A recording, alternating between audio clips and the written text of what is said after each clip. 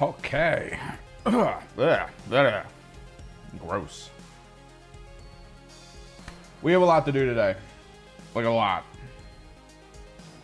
And I want to get pretty much all of it done today if possible.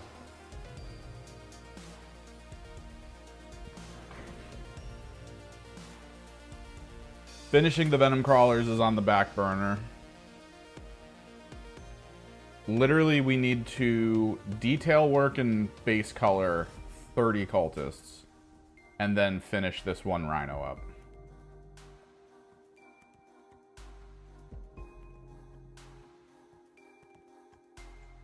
So we actually really need to get into that.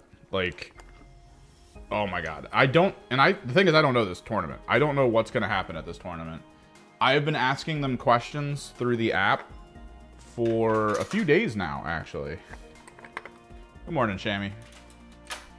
For a few days, I've been like, hey, what do I expect from this? So what are you guys considering the points values so I know if I want to take allies or not? Because I was debating Blue Horrors, but at 1,500 points, I don't think it's valuable.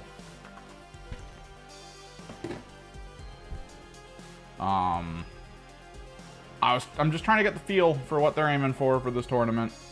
And like yesterday, 2 days? No, 2 days ago. 2 days ago, I played a Pariah Nexus game. I got shellacked. I'm playing the same guy at this store who's really good, and I love playing him because it's the constant reminder that I still need a lot to figure out. Like, I had a moment in turn 1 where I was like, I need to double move my Zangors to block his deep strike, and then I just didn't do it for some reason. I just froze, didn't do it, and then lost so hard because I couldn't stop the Terminators from doing Terminator things. Like, I just couldn't stop them, and it sucked so much. And I've also started to realize that Thousand Suns, like, the way most people build armies, they build for, like, 1 or 2 units that have these stat sticks that are insane. Like, you have the one squad, right, that's just like, yo, we do 100 attacks, and it's like 5 damage and attack. Like, it's just crushingly oppressive. They are a fast squad. They're able to get in. It's very hard to stop them. And then you have the one squad that's like, hey, we're like 10 wounds, feel no pain 4s. We have all these benefits to just anvil out and be like, you can't hurt us for like 4 turns. It's going to take you a while. So those exist, both of those. Thousand Suns don't really have that outside of Magnus. The Terminators are durable, but they're also hyper expensive. Comparative to, like, let's say a 10-man squad of Aberrants, even before the nerf. Like, Thousand Sun Terminators are just way too expensive for their survivability. But then I look into, like, so here's the thing.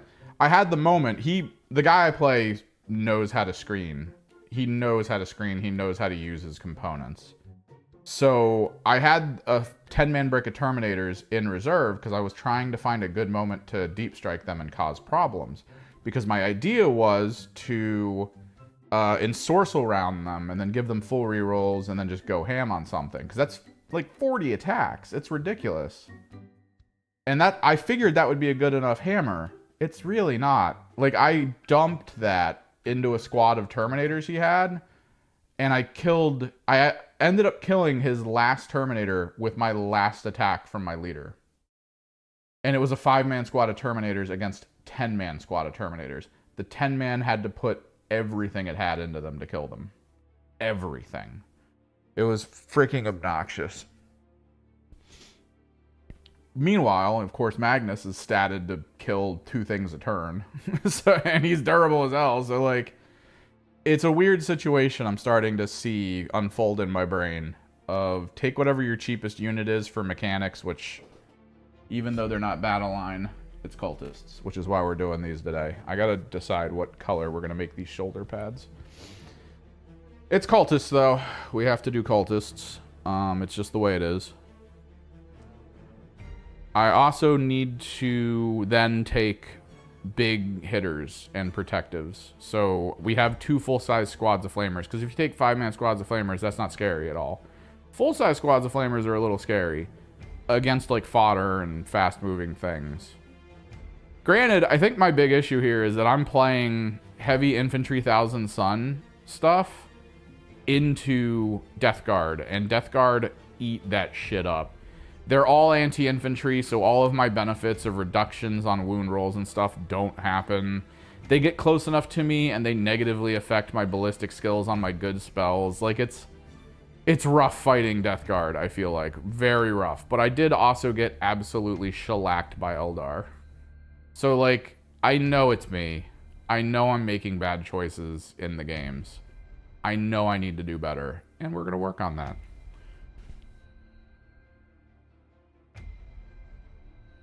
Well, that's the thing. My Terminators lasted like 3 turns after coming in. So, yeah, they're tough. It's just they don't... Mechanically speaking, his Terminators had better weapons into my stuff because his weapons were like anti-infantry. So even though I had -1 to wound rolls against higher strength abilities, he still had like anti-infantry 2, so it didn't matter. He's still wounding Terminators on 2. That's insane.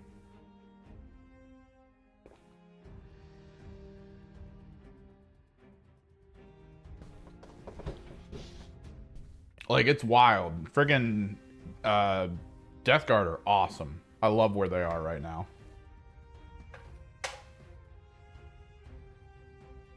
And he has, like, the good melee ones. I killed his melee ones before they got anywhere. So at least I did that. But, like, it still hurt. We gotta pick a color for these shoulders. And then we're gonna need, I think, a red. Or the wiring that we'll do. Dude, Death Guard are a lot of lethal hits, which that's crazy too. Most of his squads were lethals on 5s. And then he also has a bunch of weaponry that's anti-infantry. That's what makes Death Guard really good into my army. I don't play tanks in my army. So the issue becomes I'm now dealing with a person who's like, yo, you're infantry? And I go, yeah. And he goes, well, I'm anti-infantry. And I go, son of a bitch. And that's the whole game. That's literally from that point forward, it's just that's the game. Is me being like, oh God, why are you wounding me on 2s? This isn't how it's supposed to be. And then I just die.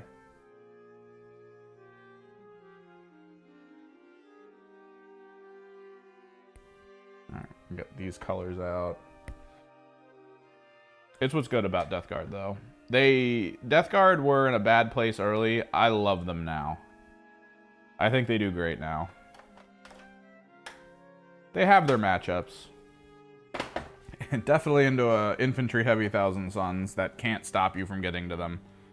Well, that's the thing. I wasn't running Magnus. So I decided at 1,500 points, you basically want 1 scary brick. And then you need a ton of like smaller bricks that are adaptable. And you need to decide what your scary brick's going to be. And I thought my scary brick was going to have better wounds, or more wounds, and better pseudo durability, or at least relatively equivalent durability to Magnus, with way more attacks base. Like, that was kind of the whole goal, is just I want more attacks than Magnus. I want like the ability to just be obnoxious. So I wanted to see if Terminators could do it, because a brick of Terminators with a leader is basically Magnus cost. So that's what I did, and their guns are very ineffective, even at full tilt. I used command points to maximize their guns with psychic ability. They were lethal hits, sustain, frickin' full rerolls, everything, and 40 attacks, and I could barely kill 1 squad. I rolled well, it's just you're rolling into Terminators with AP 1, so get effed, I guess. What do we need to do? I still don't know what color. Oh no, we'll do the pink horror for the burgundy, I think. Unless I can find a better color choice. We have the red for the wires, we have the blue, the purple. We're probably gonna need blood color, maybe? Oh, we need the shoulder colors. What colors do I want these shoulders to be? Like a teal, maybe? We could just lean into it being like a brown. I don't know.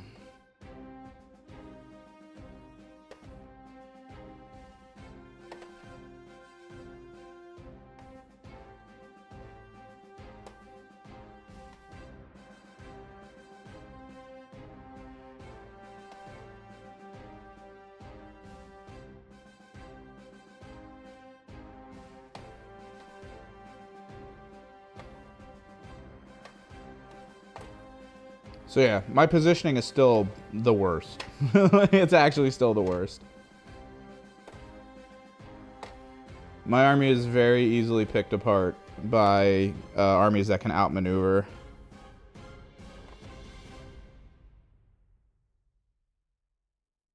Maybe we do this gray tone for the fur.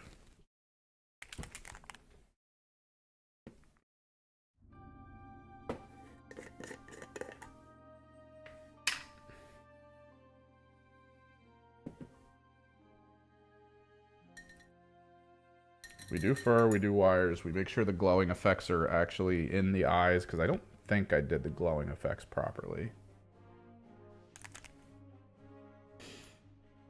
I still want to make my my Thousand Suns work, though. We have a little bit to do to expand my Gene Stealer cults. In particular, I do think I want to buy 2 more boxes of Gene Stealers for the Pure Strains. Let me,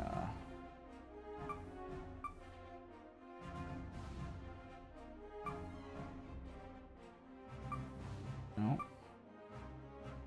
There we go. Because Pure Strains are Pog. And I think they're going to be very important. We do need a Patriarch, but I genuinely, after seeing the Necromunda reveal that they just showed, I think we're going the route of trying to get the Necromunda stuff for it. Specifically the Patriarch. If we can get a squad of regular Pure Strains out of it as well, that'll be good. But that friggin' Necromunda guy looks so good.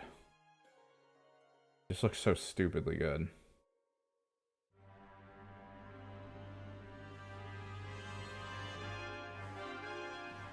I'm really hoping they don't screw me on his squad, though. Like, if the squad you get with him is like 8 people, I'm gonna be very sad.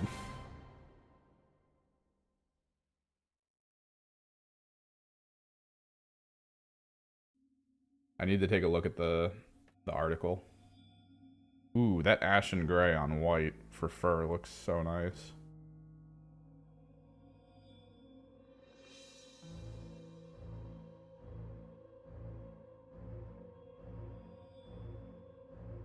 What is this? Ashen Stone Speed Paint.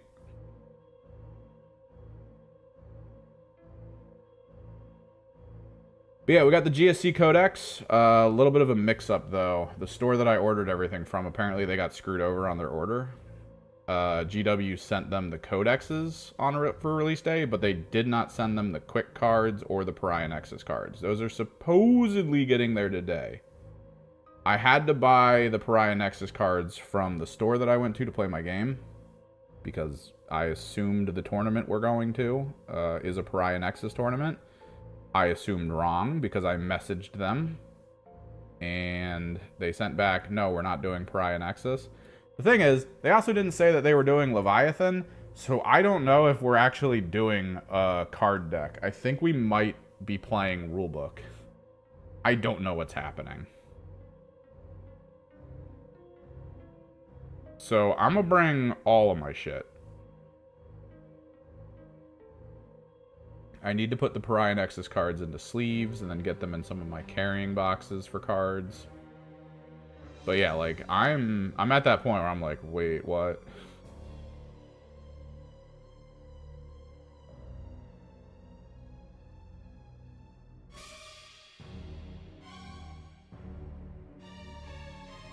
So I don't know what's happening with that tournament. I'm still going to be in it.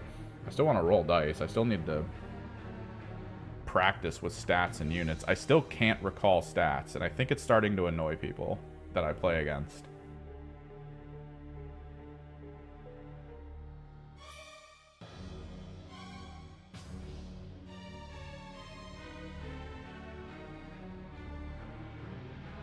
Still grabbing the quick cards.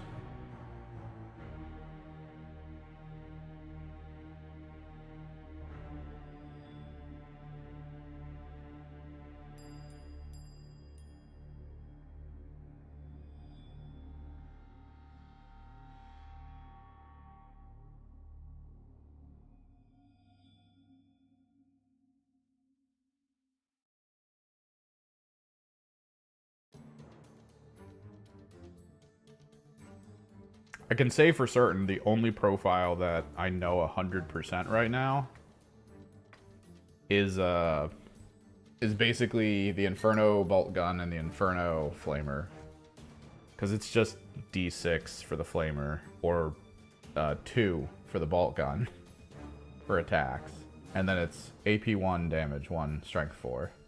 That's it. I have that in my head. That's fine, but I still question almost anything else. Like, I know Magnus's anti-tank attack is 3d3. I couldn't tell you the rest of the stats. I'm pretty sure it's dev wounds.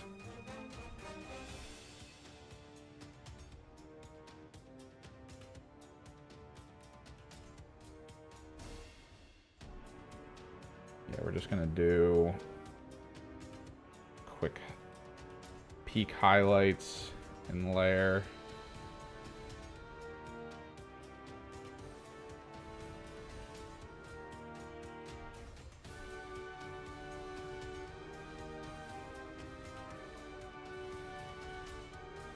I can't remember what the other one is outside of it being blast.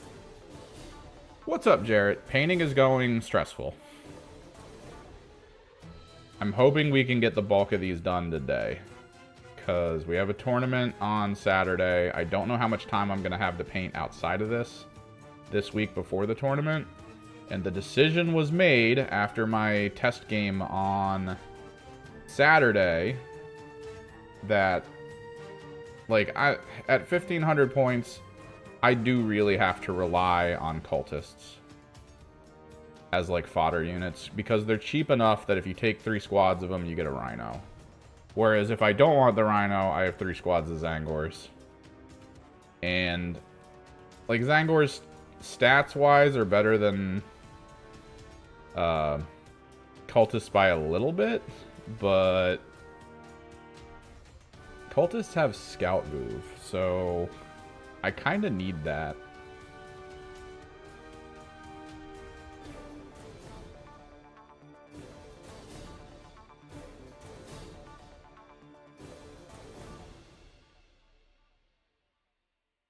Scout move is super useful, because scout and infiltrate in this game is very strong. I've been getting screwed over heavily by people who are able to outmaneuver me and hold me in place for like 2 turns.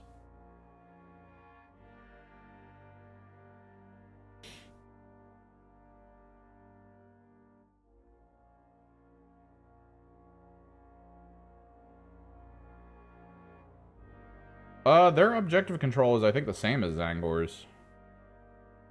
Maybe less. They're not battle line in Thousand Suns,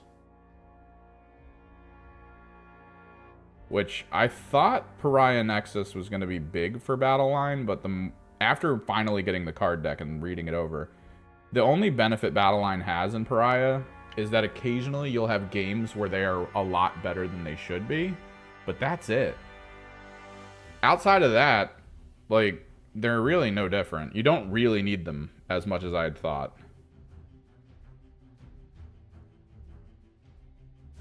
I think there's like one secret mission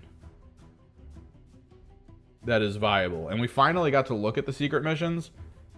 They're better than Gambits, yes. But I kind of think it's abusable the way you use them. Like, okay, so the only person who can secret mission is losing, right? But what if, and I'm being very serious on this, what if the person losing is winning? Like, by turn 4, they're 100% gonna win, right?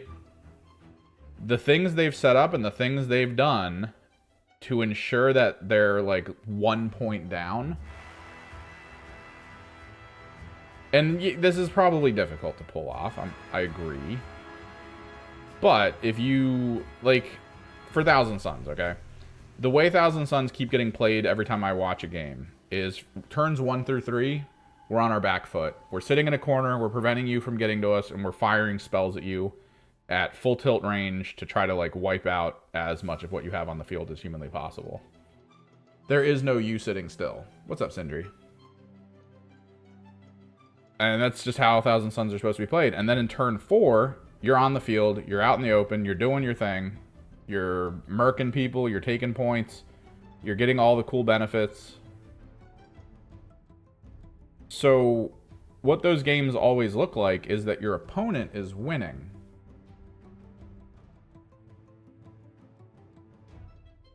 And then in the final round, you're just like, and you're dead. Because, you know, that's how powerful the Thousand Suns tend to be if they chip people away for long enough.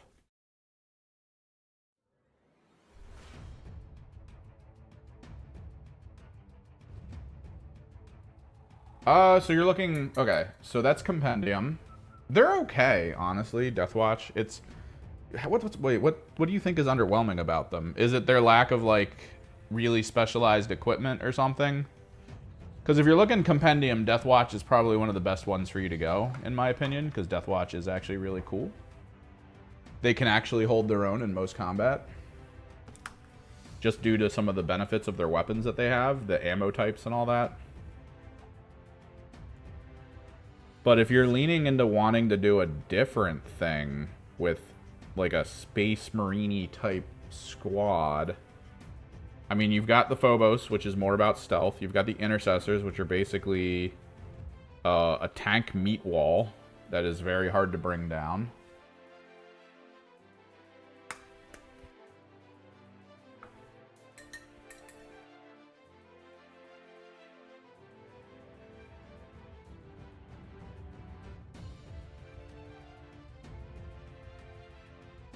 Yeah, so that's the thing. I think with my Thousand Suns, I have to pay attention to the game and try to go for secret missions. And I need to be on my back foot till turn 3. I need to keep it close, but I need to be on my back foot because of how secret missions work.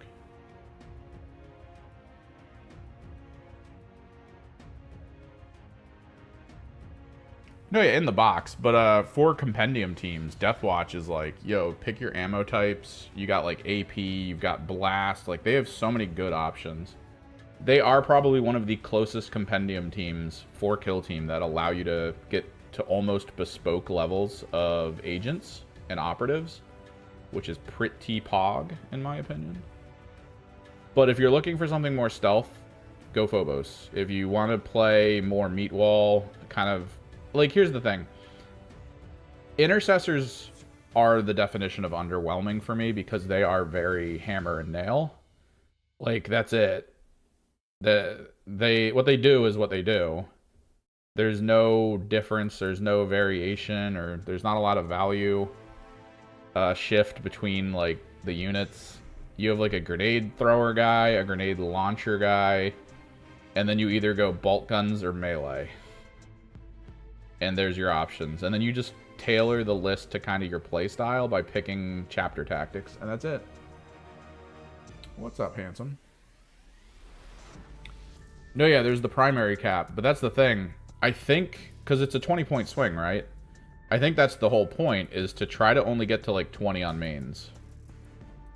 Because your opponent's going to be doing the same thing. Like, your opponent's going to be shellacking you on mains the whole game, because you're going to be sitting in a corner for the most part. And then, hopefully by turn 3, you're down, like, 5 points. But you're about to send Magnus in, and he's going to finish your opponent's army off. And then you're going to teleport your battle line unit to their, like, back line and do the battle line secret mission where you have to be on their back line and they can't have battle line in their zone or something. And then you get 20 points. Hooray! Nothing they're doing about it.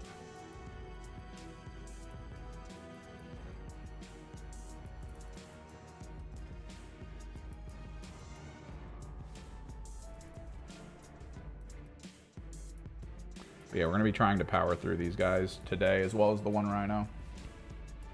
There's not a lot that I have to do. I spent most of my time yesterday at home working on these off stream because once I realized I needed cultists for this weekend, I was just like, or yeah, this coming weekend. I was like, yep. We finish. We have to. We 100% have to finish these.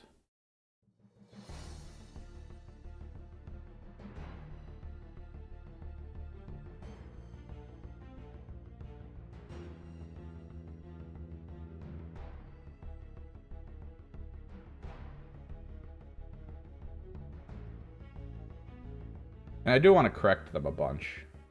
Like, there's a lot of bolt gun areas I gotta go back over. The bolt gun metallic stuff. But yeah, like, so what are you aiming for with your Space Marine style team? I guess that's always the question, though. Like, what is actually the goal for your Space Marine team? Like, what do you want them to feel like? If you're about to tell me you want them to be like god stats and stuff, just play Talons. You're going to hate losing on them because you're going to lose often to people who know how to play. But, like, those guys' stats are through the roof. That's why you only get 4 if you want to go the Talons route. You can win games if you go Sisters. You need to go 1 Fire Team Sisters and 1 Fire Team Talons if you want to go that route.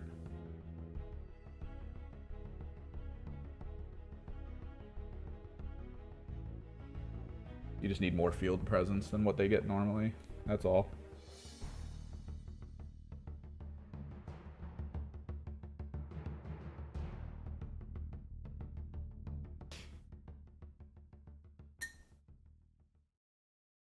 We gotta do the flags for every squad.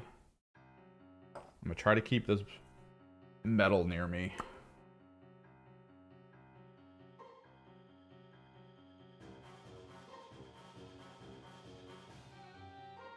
I can fix certain components that are not colors they're supposed to be.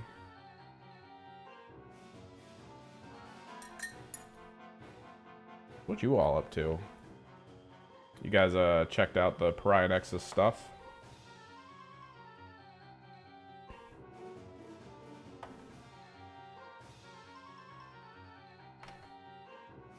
I think the changes are interesting.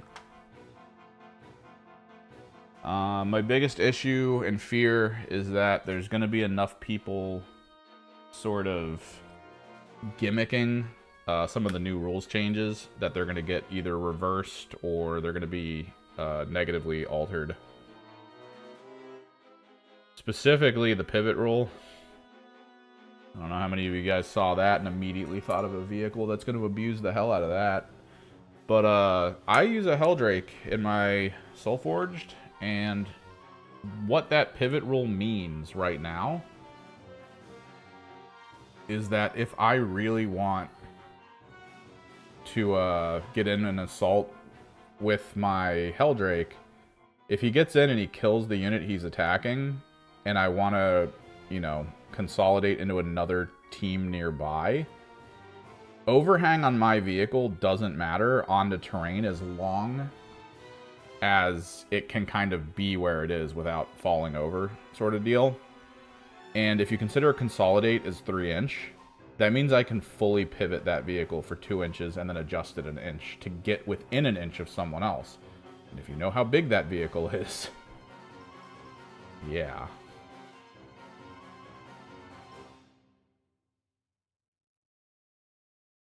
The thing is basically just putting feelers out into the world to try to capture someone else in its grasp.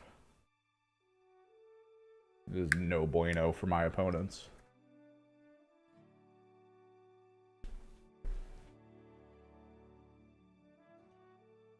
And, like, I don't want to feel like I'm cheesing people, but it's gonna feel like I'm cheesing people. I feel like it's not gonna be just me doing it. And we're gonna get an FAQ.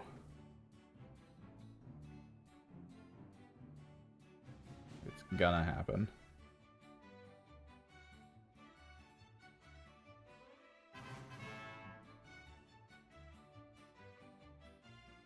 Also, it's pretty pog that my warp smiths are, they have pivot cost now. Pretty fun. I gotta consider pivot costs and angles on my warp smiths.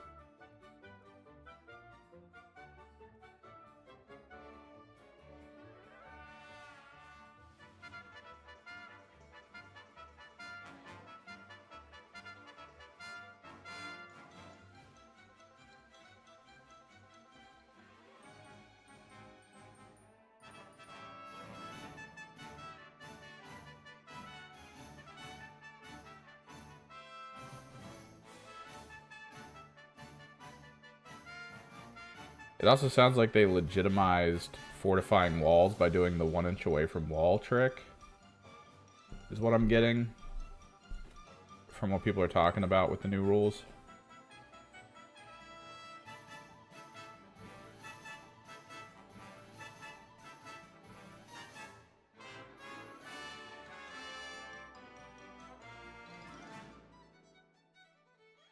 So I gotta start doing that more. They also expanded terrain, apparently. They expanded terrain positioning and how they work. Specifically, what terrain can see into what other terrain. As well as marked areas of terrain that are allowed for vehicles and stuff to just go through it. Like it's nothing. Kind of cool. I also got told that the wording on the advanced... wall, like the stuff to go through walls for the Chaos Knights, the wording is bad. And I kind of agree. I think I know how they wrote it. I think I know why they wrote it the way they wrote it, basically. But because the wording is that you also have to go through like a 4-inch wall, it makes it sound like the unit has to go through like another piece of terrain before going through the 4-inch wall. Although, because it's bullet pointed, and that's how that works. But I feel like they wrote the rule without the bullet points originally, and it was just like a running sentence. And then they decided, oh, we should just split this into bullet points to be a little more clear. But because they did that, they made it less clear. Which is classic GW Gray rules. Classic.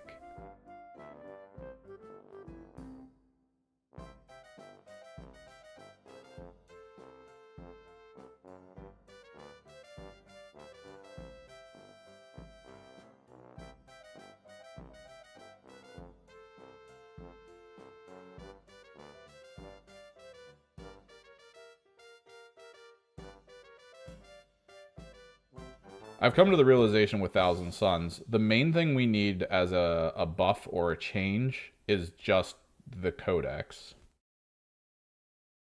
We need different detachments. The main reason, in my opinion, that Magnus is as good as he is because the current detachment we have only really benefits people with a lot of magic potential. And if you look at our, like, overall units on the field, the most magically potentialed out person is Magnus. He's just too good.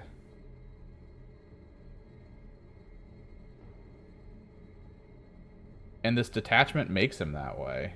So, like, we need new detachments that basically reinforce other concepts of Thousand Sun stuff on the field. I need something that makes me go like, yeah, I want a demon prince. Like, I actually do want a demon prince. I actually do want, like, Terminators.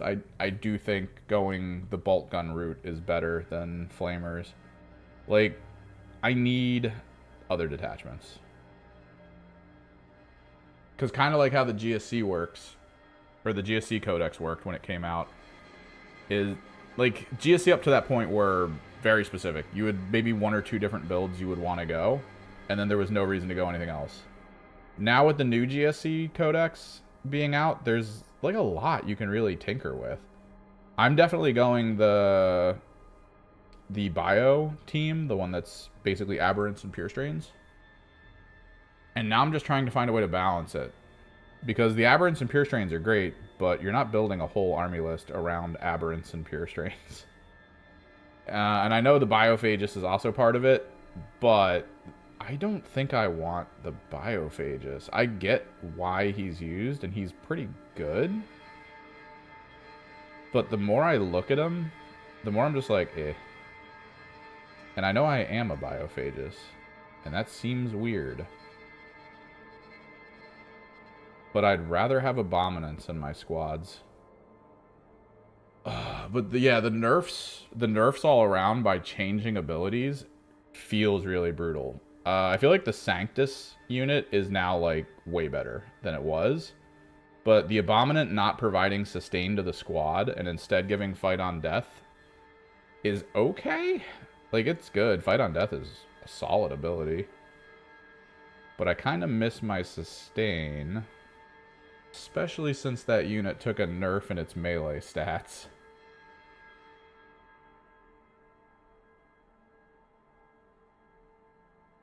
Which is probably why people are leaning into the idea of biophages. But I think the main thing they want you to do with the biophages is potentially put it into metamorph squads. That way the metamorph squads can also get the +1 to charge. Metamorphs aren't bad at melee. They're not great, they're not bad. And lethal hits would greatly improve them.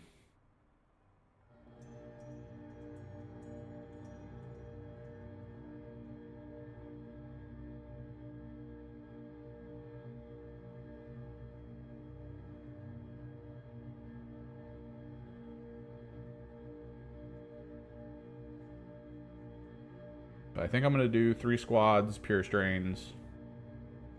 I'm so close to doing 2 squads, aberrants. I don't know if I can, though. I really need to look at the statings. I think I want to try to figure out a way to have less characters, though. That's a big thing. I think I want to genuinely not have as many characters on the field. We definitely want to fit a Primus somewhere in there. I think the Magus is actually not bad now. Her ability isn't bad anymore. Like, it's pretty good.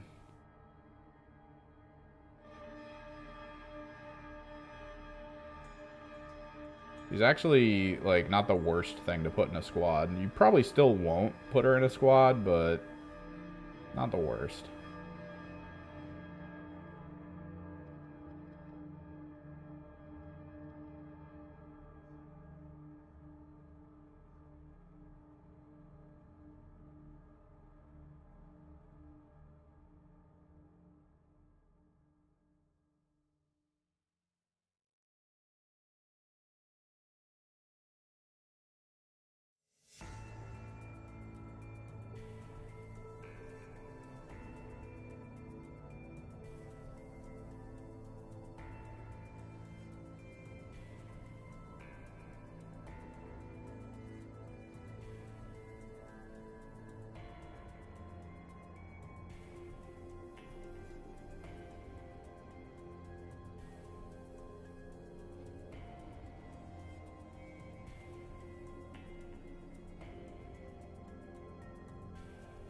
I only have 2 Abominants, but I do think that'd be great.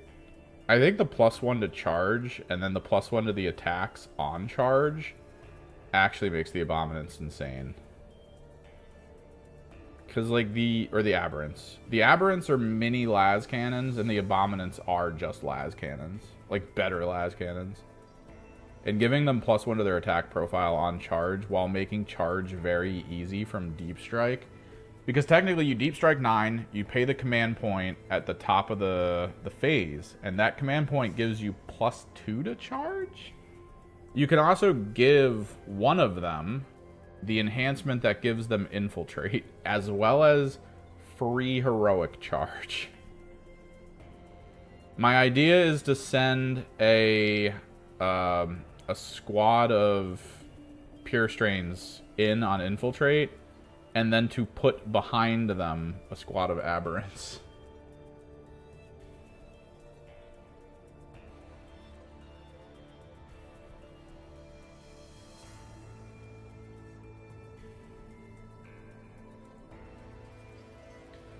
And I feel like the best shenanigans you can do is basically utilize the command point that gives you a 6-inch pile-in and consolidate. Because if you make pillars out of your squads, the enemy will be able to get into them, but they have a hard time getting into base to base with as many of the units as possible. They have to have a really good roll to get to you. But if out of a 10-man Pure Strain squad, you only give them access to, like, let's say 2 Pure Strains to try to base, and that's all they get, they're going to have the worst attacking round ever. And then if you've paid the command point to pile in 6 inches, when they're done fighting you, you're going to end them.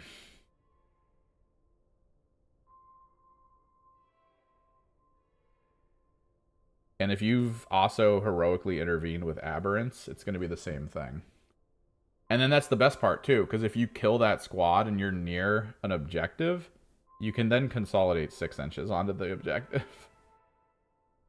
It's like, holy crap, that's crazy, man. I think it's onto objectives as well. I don't think it's just people. I have to double check it. New rules, learning. And again, my focus is still on Thousand Suns with a minor focus right now on Soulforged, because I love Soulforged. Soulforged is me. It's how I play games. Currently sitting on the shelf of shame is a Mauler Fiend, which we really need to paint.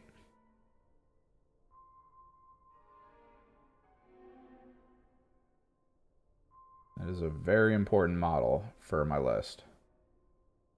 And I'm still sitting around wondering if I can make a converted Defiler out of 2 War Dogs with the same sized footprint as a regular Defiler. I think I can.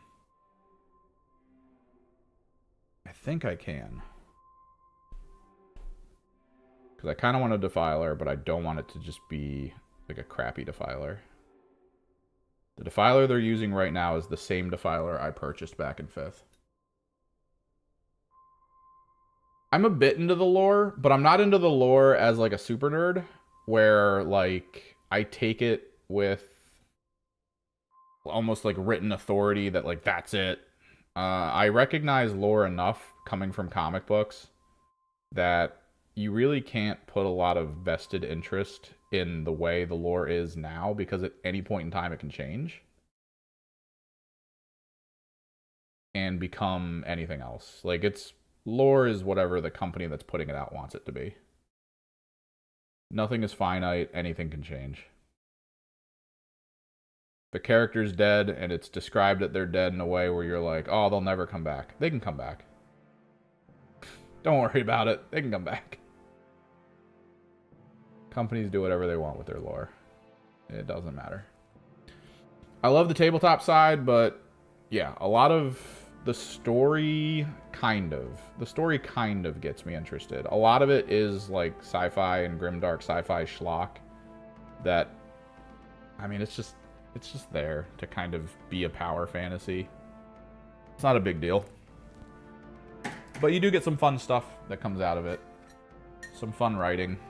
Some fun moments.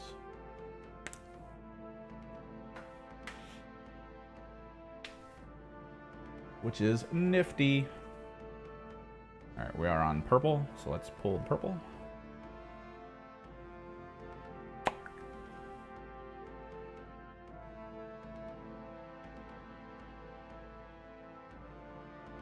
It's probably the big thing for me, though, is when I'm at games and the nerds at the tables, my fellow dorks, start talking about like fun stories. That is not a bright enough purple.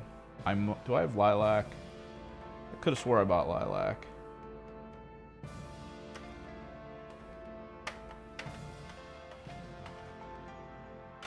There we are.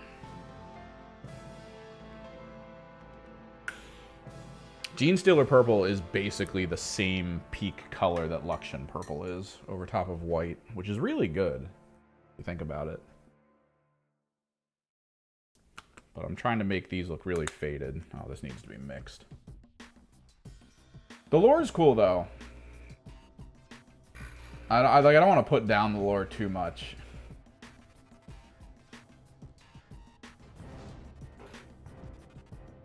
like most universes, I'm into... The lore that I'm really into isn't main lore, right? Like, I know in the Star Wars community, everyone's like, ooh, Jedi. Dude, I want to know more about just being a general person in that universe.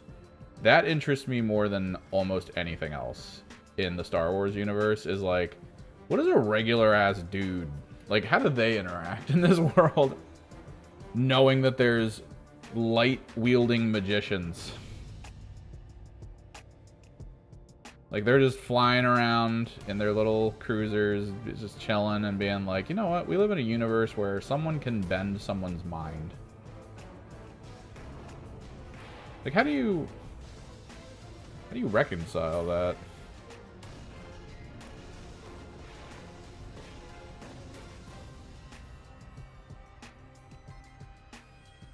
Like, what's a regular-ass dude's life like in that universe? That's why the new game coming out seems a little more interesting to me at first.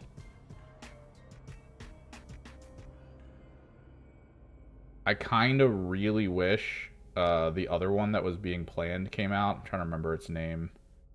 It's like some number or something. It was like the name of either a soldier or it was the name of a bounty hunter. I'm trying to remember. Like 37 or something.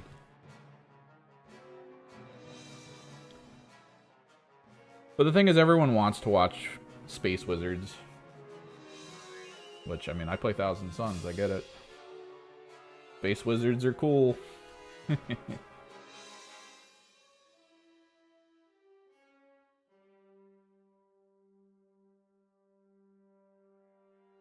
I mean, Disney didn't screw it up. Disney just kept going with the same thing that made everyone else happy.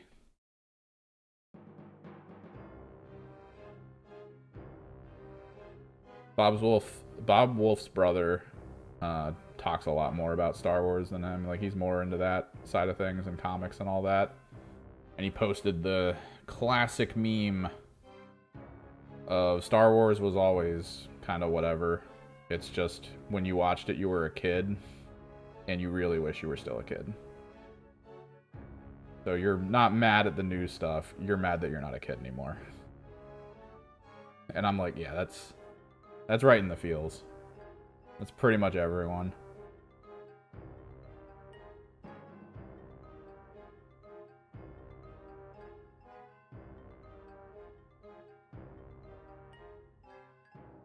That's why in the psychological professions, nostalgia is considered a negative emotion.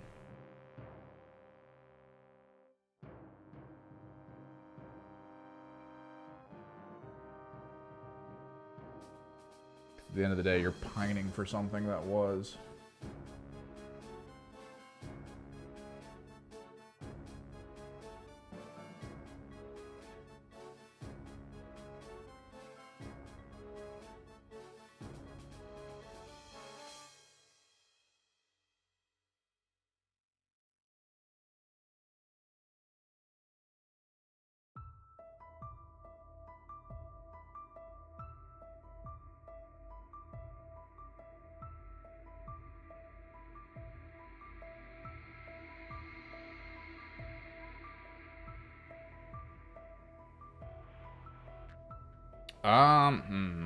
I mean, we could roll that out.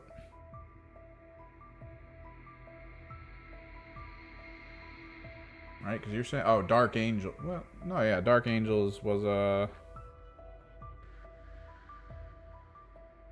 the lion. I'd have to look at their stats. So, like, are you talking like lore, or are you talking like right now on tabletop? No bodyguard. Nothing else going on. What are the limiters? Because if you're saying one-on-one, I think Magnus wins every time on a table. Because you're not putting Magnus into melee until you've done enough damage from ranged. And I don't know if Lionel Johnson can get to him.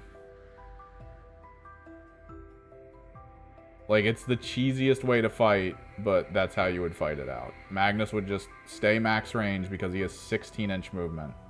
What the hell are you doing against 16-inch movement?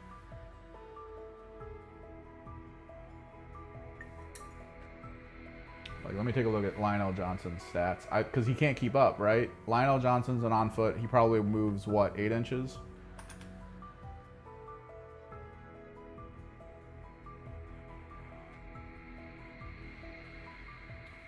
I guess he's under Space Marines. Dark Angels. Dave Seat.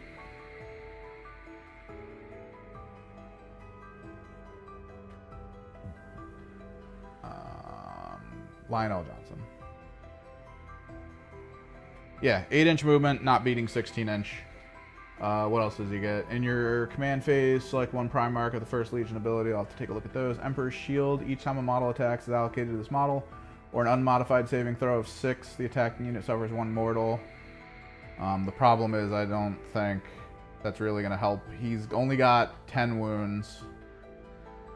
Honestly, I have killed things with his stats. Oh, he's got a 3+ invuln though. So here's the problem.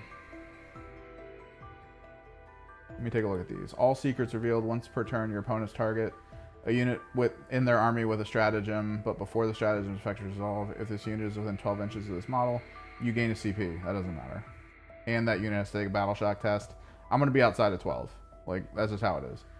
Martial Exemplar Aura. While a friendly Adeptus Astartes unit is within 6 inches of this model, each time a model in that unit makes a melee attack, add 1 to the hit roll. Okay, whatever. No hiding. Adeptus within 6 inches of this model. Models in that unit will feel no pain 4+. Feel like you would just sit on the 4+ feel no pain. You would have to do that against Magnus. Because what Magnus is going to do is, depending on how we want to play this, do we make command points? If we have command points, he's going to be constantly full re-rolling. He's going to be in the detachment setup that will give him sustained hits with his dev wound attack. His dev wound attack will just be like, boom. Okay, so if you're saying he can, okay, but if both just are in deep strike. Like, if that's what we're saying, they'll both just sit in deep strike until someone comes down. They'll probably get the turn 4, and then that's it. Then it just comes down to who goes first, I guess. Like, Lion will have to kill him in one go, which I don't think he can. He would have to use Fealty Strike for the 4 damage. Magnus, if Magnus comes in from Deep Strike, he would be in -1 to wound. If he has to come in first. Yeah, Magnus can Deep Strike. If Magnus comes down first, he's at -1 to wound. Lionel Johnson would come down after, and then that's like kind of it. While this model is within 3 inches of 1 or more friendly Adeptus Astartes infantry, this model, oh, so you don't get your lone op. That sucks. Each time a melee attack is allocated to this model, well, that's melee. You'll be getting hit with ranged. Because you have to understand, he has a good invulnerable. He has a lot of really good stuff. But if we go over to Magnus, my boy, he has 2 very big psychic attacks. Specifically, he has one that is 3d3, 2 up to hit, 24-inch range, strength 9, which that's just gonna go through. AP, because it's also +1 to the hit roll, I think? He's +1 to hit, not +1 to wound. So strength 9, AP 2, damage 3, but this has dev wounds. So he has a very good chance of just going hard on dev wounds.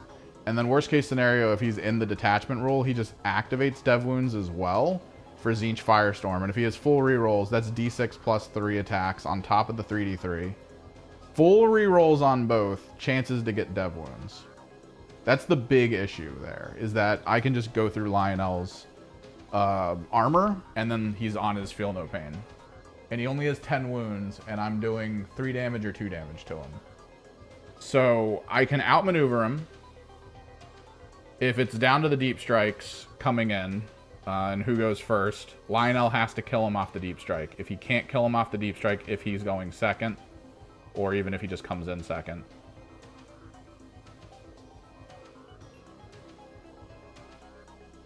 Then Magnus falls back 16 inches. He switches his mode to 16-inch movement, and just runs. And then Lionel can't keep up with that.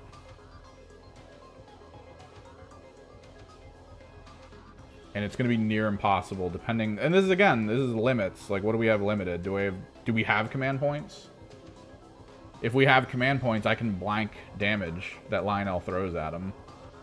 I get my reroll saves. I still have an invulnerable of my own.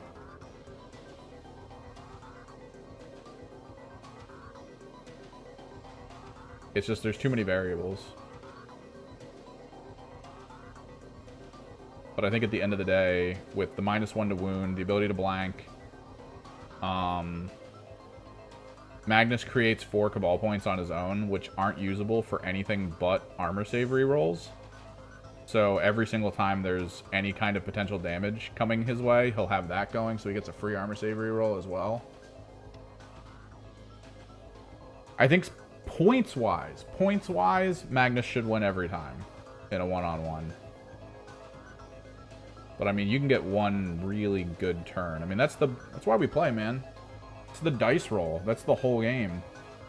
Is the dice gonna give you like the best possible outcome for your, you know, for your desires, I guess. It's why rerolls are so strong. It's why lethal hits and anything that prevents you from having to continue to roll is so strong. Just because then you don't have to care. You just get more saturation going with a less negative effect. Lethal hits gets around reduction in wound rolls. Lethal hits gets around so many benefits. Dev wounds are kind of the same way. Like, you just have to go something. Just hope it works.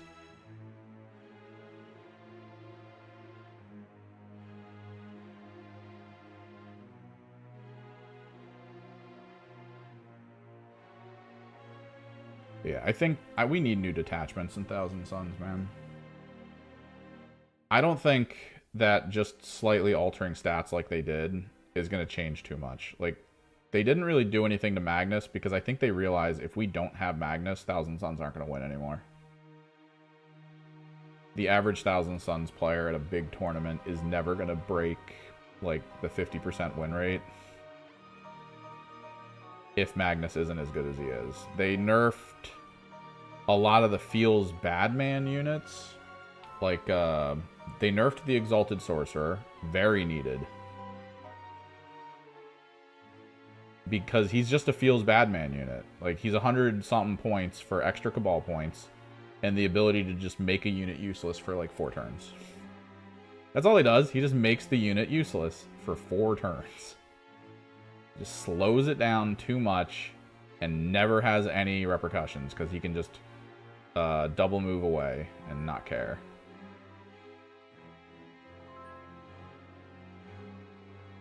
So they nerfed that. I still think he's usable, but he's more reasonably usable. There's less use cases for him. You basically need to put him out ahead of a squad that's pure melee. And then just keep firing. That's the whole point with him now. Is to make melee just not have a good time. If I shoot a possessed squad, that possessed squad is not going to have a good time.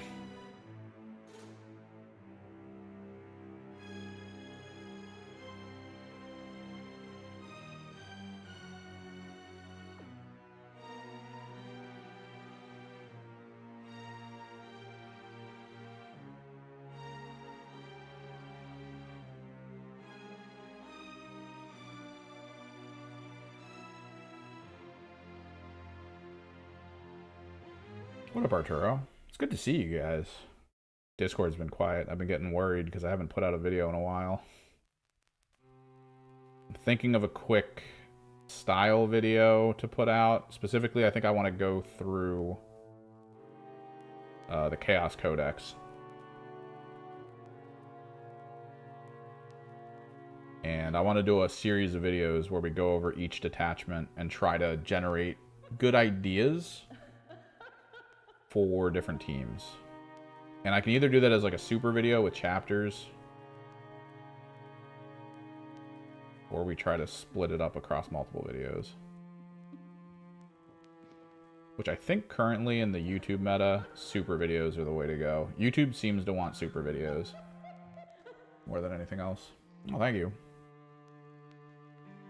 I am very happy that I went with the Ash Waste Nomads for cultists. I love them. I think they look great.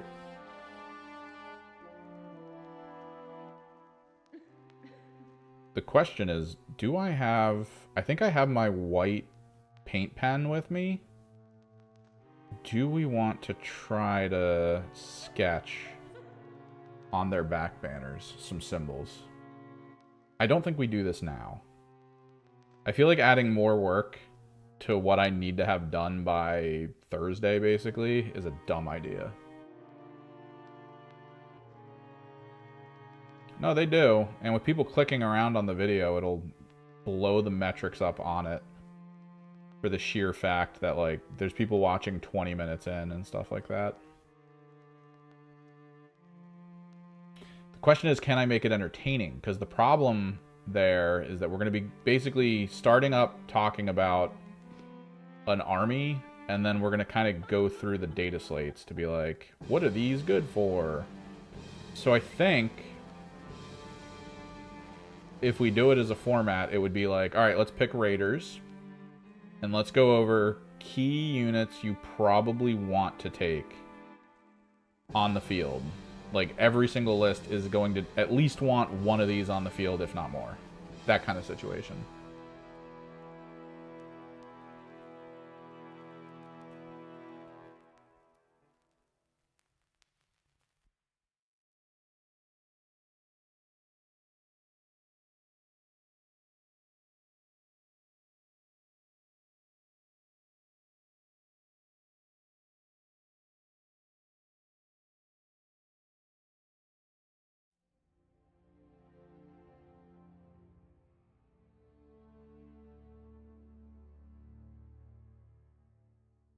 And then maybe we'll do like a list at the end of, these are probably good for mechanics. They don't get the best benefits from your list abilities, but like there's almost no reason not to take one of these.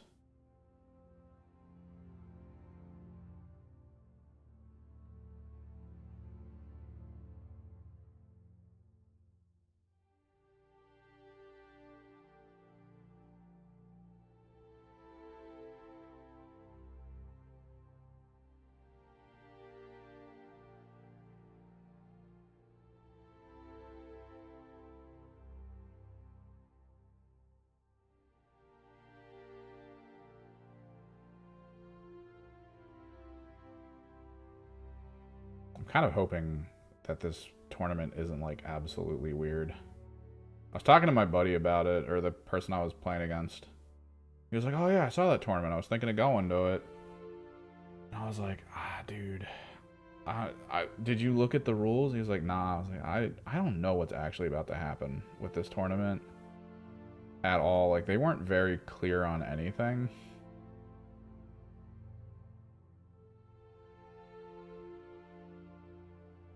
And I told him the final round, according to the layout of time, the final round is 30 minutes. Like, full game, 30 minutes.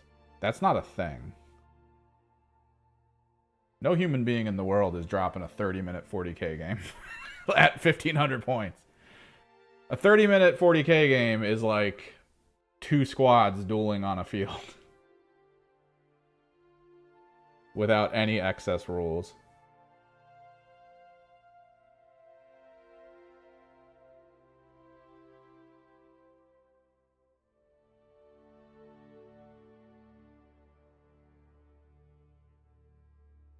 And he was like, that is weird. And I was like, I don't even know what version we're playing, because most other tournament listings on BCP are like, yeah, we'll be doing Pariah Nexus. Yeah, we'll be doing... We're going to stick with Leviathan for this one because everyone got kind of pre-planned into it with Leviathan. And, you know, it's still very close to Leviathan season, so we'll finish out Leviathan here. And then tournaments our group does going forward, we'll switch to Pariah afterwards, blah, blah, blah, blah, blah. They were just like, hey, we're playing 40k. I think it's its first tournament. I'd have to look at the prior year's schedule to see if it had a tournament or not, but I don't think that prior year schedule is up anymore.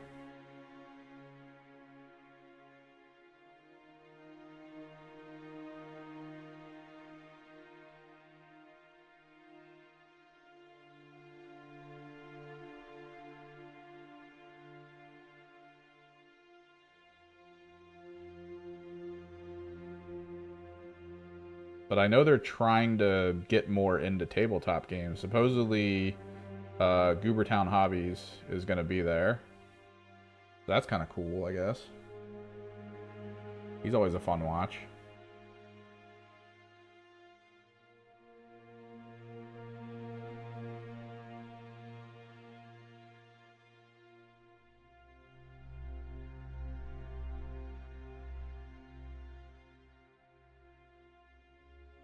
So I think they're trying to break into tabletop gaming as a convention. So maybe, which is always cool. There's a comic book convention in Canada that runs an event that War Games Live was covering, and it looked really cool. It looked really fun.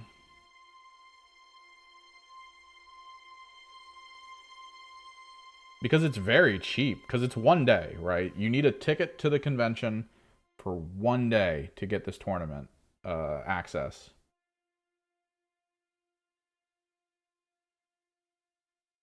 For that tournament, it was multi-day. And for some reason, the ticket, which I think they said the ticket was like $60 for one person, it like also got you food. Like the $60 covered a lot. There was a lot of benefit in rocking $60.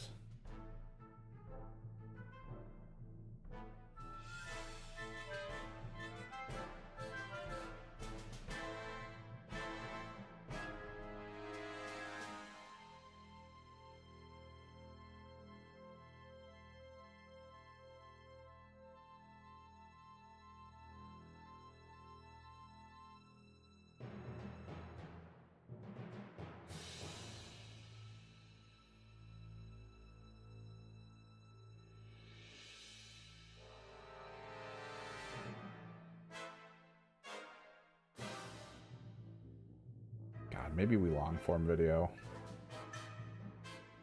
Oh, it's gonna be rough. Because I like doing B-roll of models I have to talk about for things.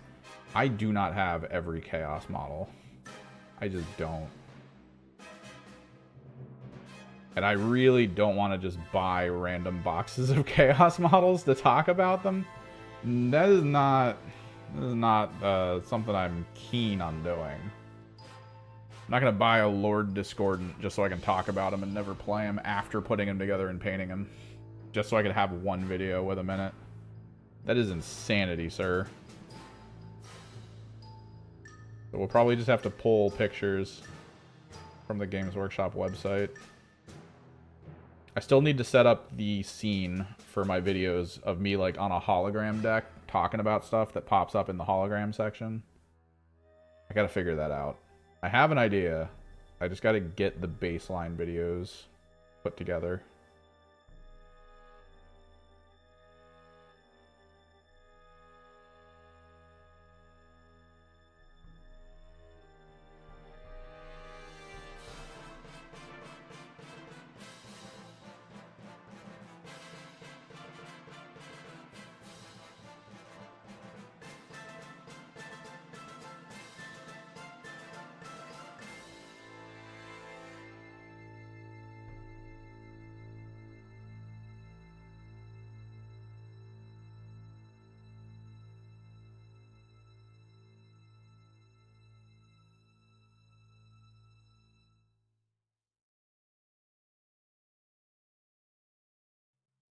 They also have the info up for the Underworlds tournament, but there's no sign up. I think they want you to sign up like physically at the place because it is a Sunday game. And maybe they want to make sure the people who are signed up are actually going to show up because Sunday's always weird at conventions. It's the day that everyone kind of has that moment while they're at the convention of being like, God, I got to go back to work tomorrow. Maybe I don't stay for the whole day. And then they just leave.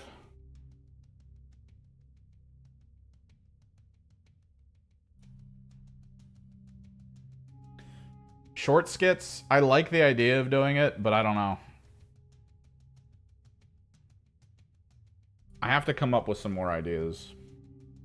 Or maybe like a focus for why I want to do a skit. I don't know. I tried to do informational shorts. One of them kind of started to do really well, but I think that's just because YouTube's trying to get people into shorts, so that just threw it in the algorithm, which made lots of people watch it. It was my old video about one of the kill team models. I think it was the Death Jester. I wanted to talk about the Death Jester and be like, this is kind of what it does. I'm not telling you all the stats, but I'm giving you a slight overview of the model. Because I figured that'd be fine, but I don't know. With how stats change all the time, it's kind of a good idea to just bring up the unit as like a this is what it's meant for situation, I guess.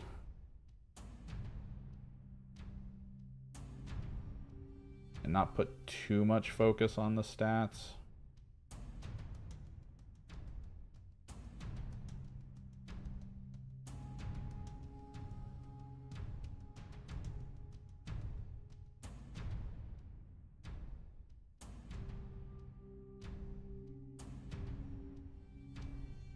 But I do, for some reason, even though it doesn't really reflect with the rest of my channel, I do like the idea of Aqua Teen Hunger Force style mini skits as shorts.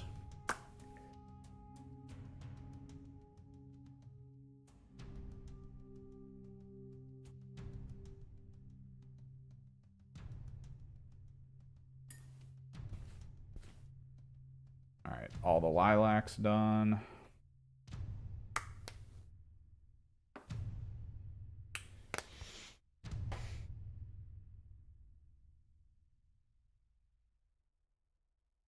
Lothran Blue. God, we've already been streaming for an hour and 15 minutes. Just doing capes. This is the problem with timing, man.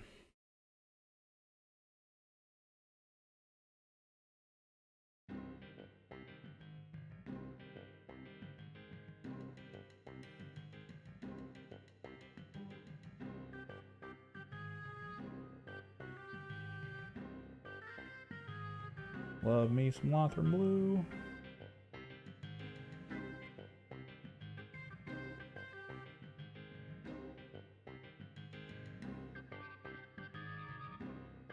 I love that show. It's absurdism comedy.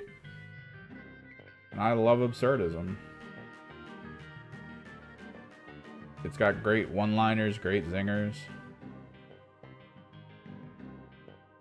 The entire premise of the show was creating a situation in which something can be said that has never been said before in all of history.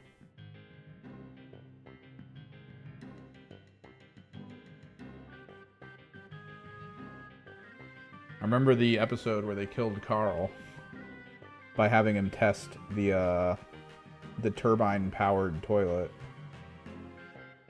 And then when he flushed, it sucked him in and killed him. So they decided to try to rebuild his body for the whole episode. And he ordered medical waste to try to, like, make him a body out of it. And it was just him, and it was all eyeballs.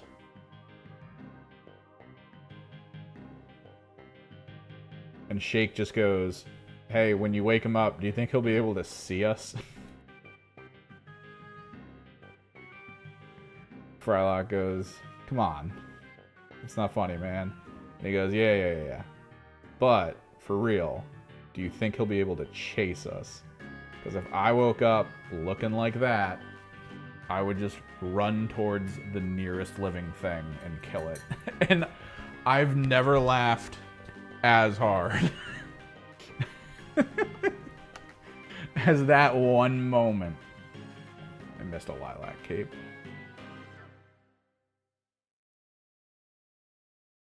Just that sentence, that concept.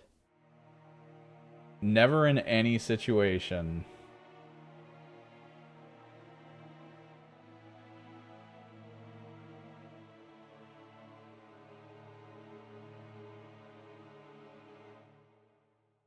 Oh, it's perfect.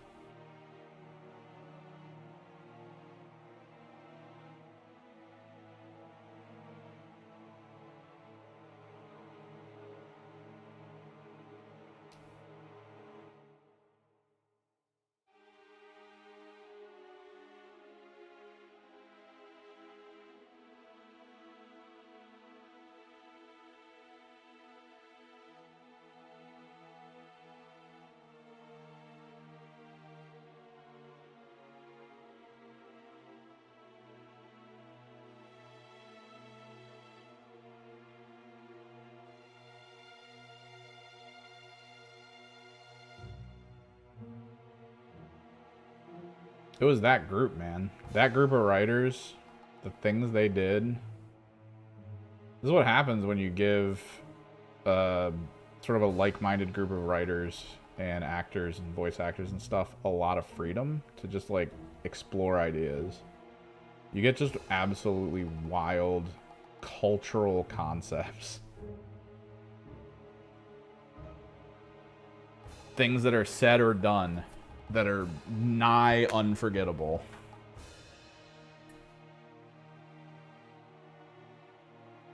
Friggin' the episode with the really depressing doll.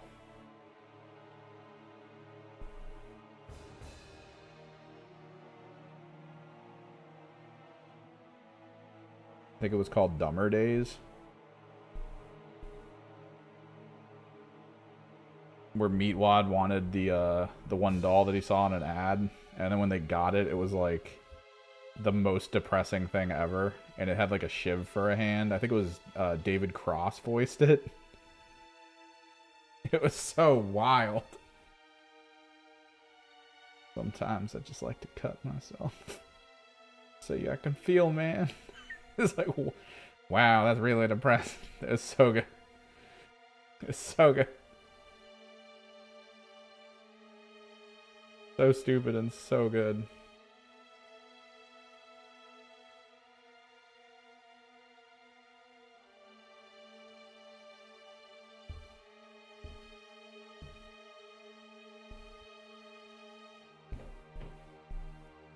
Like Shake put Meatwad in the dryer for like an hour and then gave him superpowers, which he used to torment Shake. It was great. The ultimate karma episode.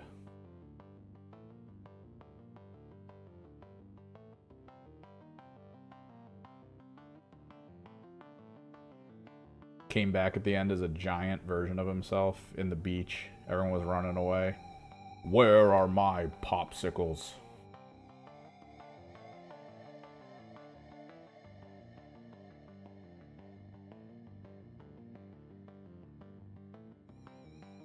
Oh no, they were in the pool when he came back. God, it was such a good show.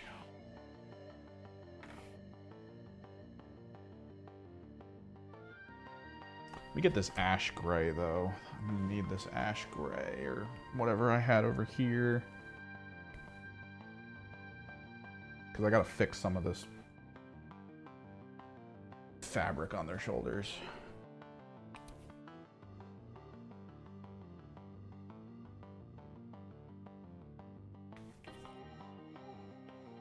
I could go on for days about that show, though. It was one of my favorites for the longest time. I tried to make sure to never miss an episode.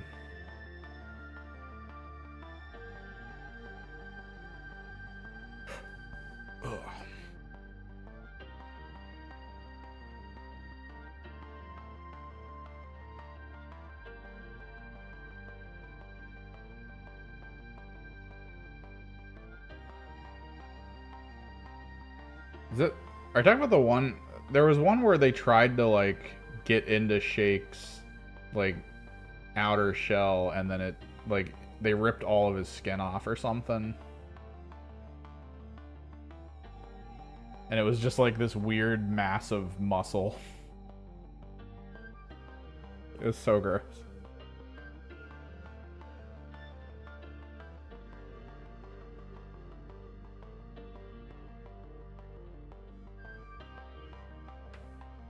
There was the one where they fell into a sinkhole in their neighborhood, and they landed in a cave that was filled with well, it was filled with bodies, and then there was just a sandwich called the Brood Witch.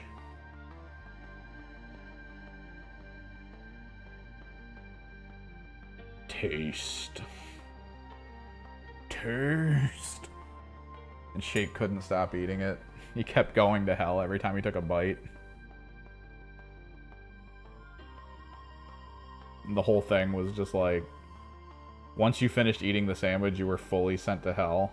And he doesn't like tomatoes, so that's what saved him, was that he just didn't like tomatoes, so he left the tomatoes.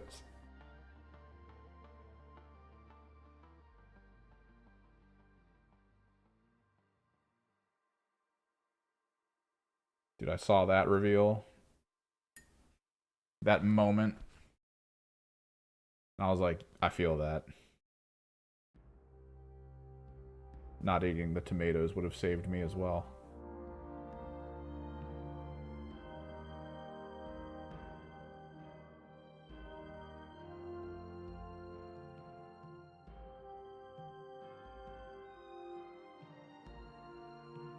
Hand banana. Oh, that's right, because he like, they did something with the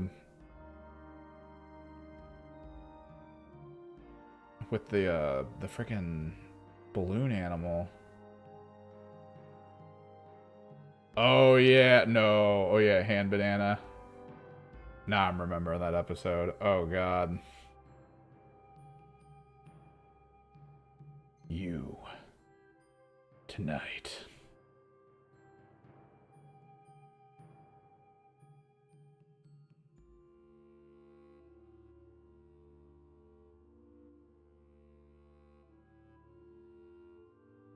BillyWitchDoctor.com. That name goes hard, by the way.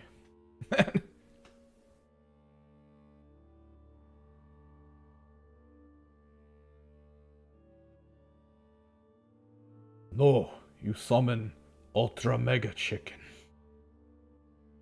We don't speak his name.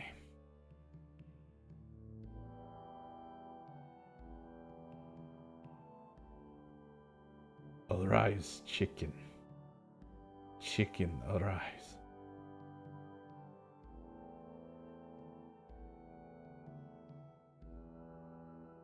And the whole joke there was that he was... Meatwad was supposed to be saying the phrase with him, but he was always like 1 second behind. The whole time. He kept stopping and looking at him the whole time. Arise, chicken. Chicken, rise.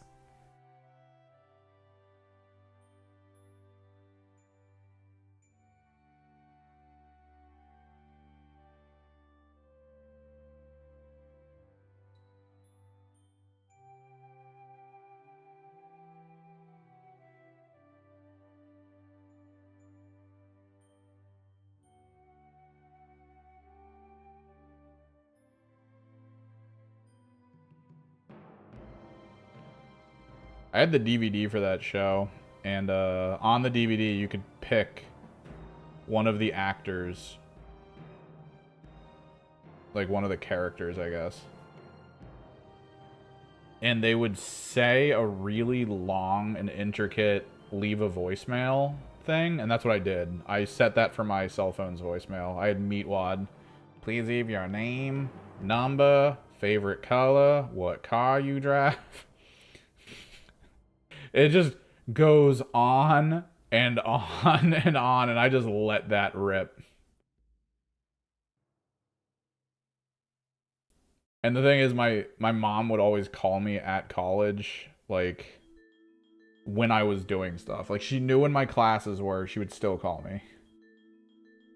And I just wouldn't pick up, because I'm out of class, and I'm doing stuff.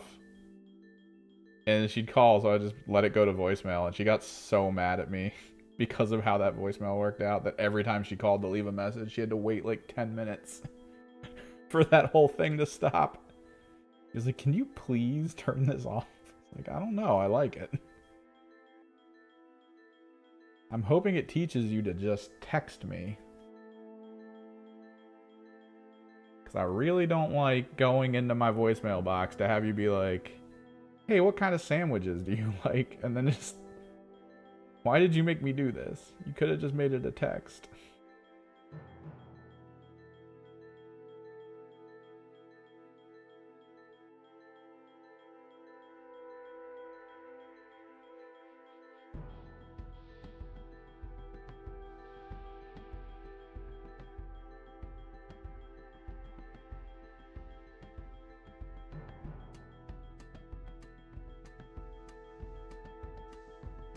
God, it was such a good show.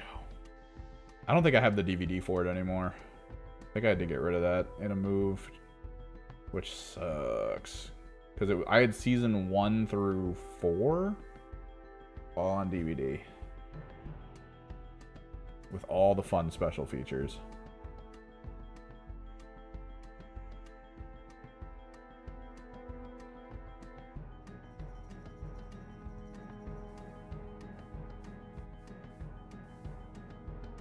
I even decided to be a super dork fan, and I think I owned the game, the golfing game that they put out,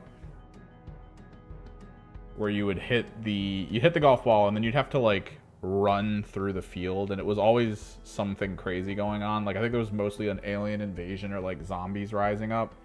So you had like an action game to get to your ball, and it's all because they just wanted to play a game of golf in a day. While the world was basically ending.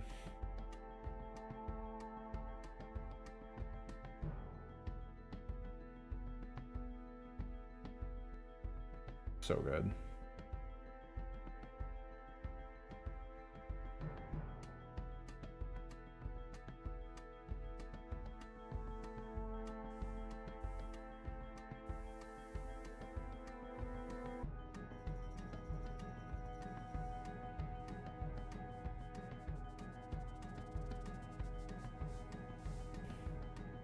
Alright, once we're done these, we're going to bust out the red. I have a lot of wires we need to hit with red.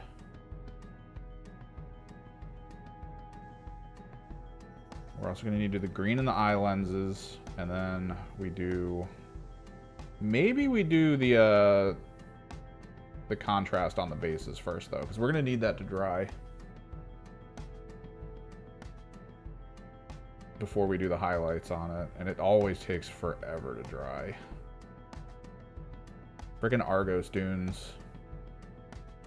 Takes like a week and a day to dry. At least enough for me to use the highlight color over top of it.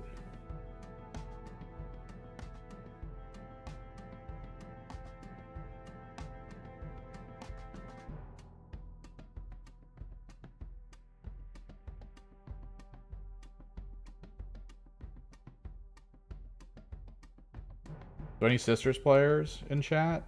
I've been hearing some cool things. Apparently exorcists blow people up now that they kill. Or at least have a chance to. Why did they decide to give Sisters even more anti-infantry? Like, holy crap.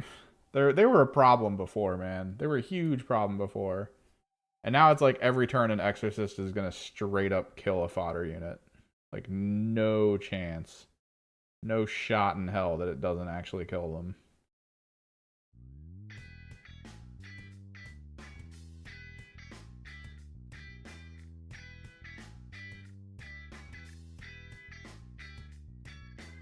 No, yeah. Argos Dunes is ridiculous. But we do not have time. I'm okay with mixing Zamasi Desert on top of it. Just because it basically just pulls the Argos Dunes slightly into a more yellow. Which is kind of what I want anyway.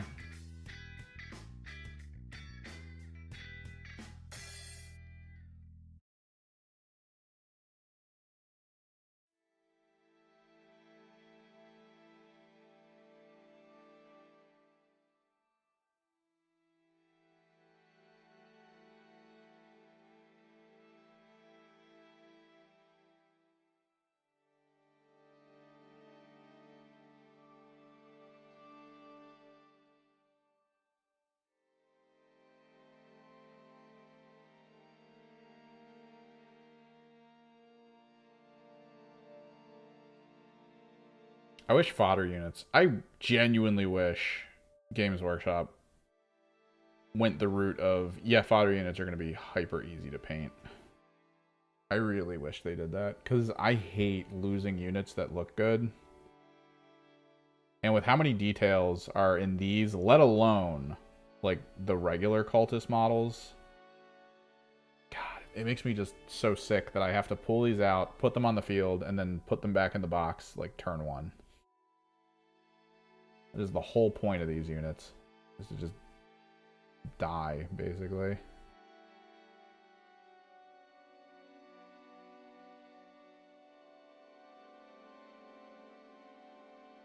The new Necromunda GSC are just Gene Stealers, right? I'm gonna be using them. I think the leader looks like a good Patriarch. I'm probably gonna grab it. I think depending, like, let me actually look, because they showed it off, right? They showed off what's coming out for them. Someone posted the picture in the local Discord. I can only assume that there's info out there, unless it's on, like, a leak site through Goonhammer or something. I don't know.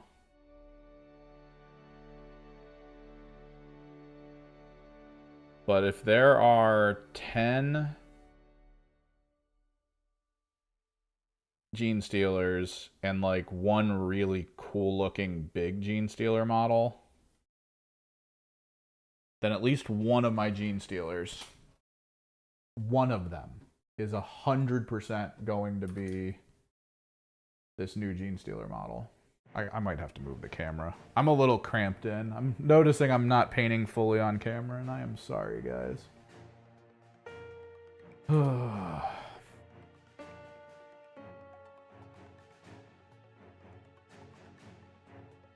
Apex Hunter. Yeah, he looks like a really, really good leader unit. Let me see if there's a picture of the squad in there yet.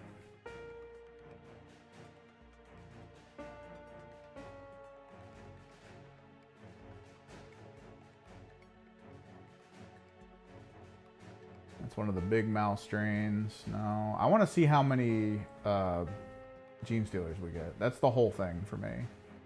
How many Gene Stealers do we actually get? 1, 2, 3, 4, 5, 6. I don't think I can do that. If the leader's sold separately, I'll grab them. But if there's only 6 Gene Stealers in a box, I cannot do that. I have to get 10.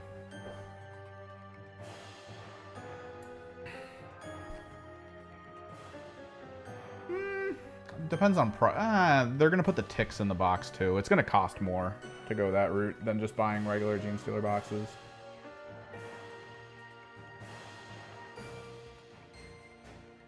If I can get the leader, definitely. We're going to do that for my pure strain Patriarch.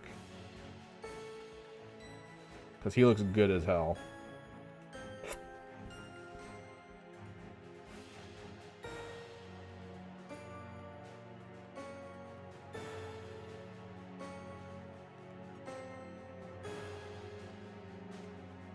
And I don't want to buy a box with 3 units in it to get a pure strain Gene Stealer leader. Or the frickin' Patriarch.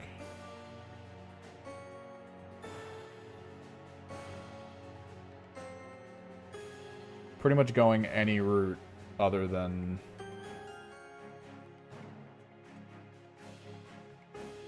the Brood box or whatever, the Brood leadership box is a good idea. Because at this point I have a Primus that I converted. I like him. I could use more, but I don't think I want to. I mean, they would be good, because I would throw them in my Acolyte squad, which gives a bunch of dynamite rerolls, and that is really strong if you think about it, especially now because of the damage reduction.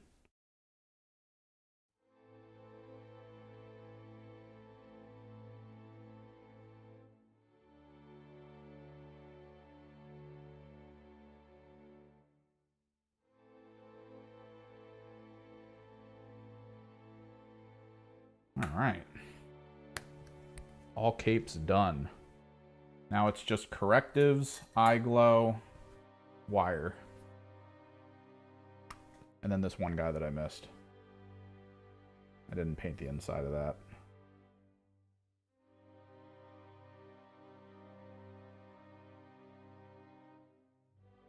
We start with the bolt gun metal. Give it a nice little shimmer.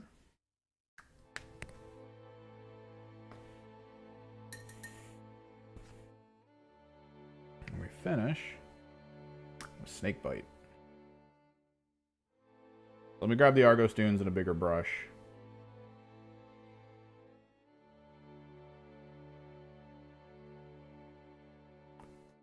There we go. Snake bite makes it brassy.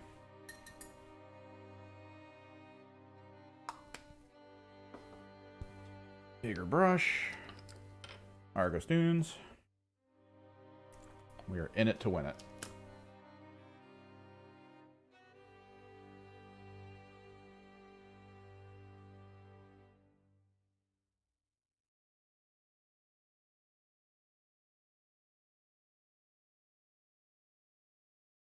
I pre-did the texture paste yesterday. I literally sat for hours. I finished painting the capes their base contrast colors because I didn't have them pre-painted completely. I kind of did like this half paint job.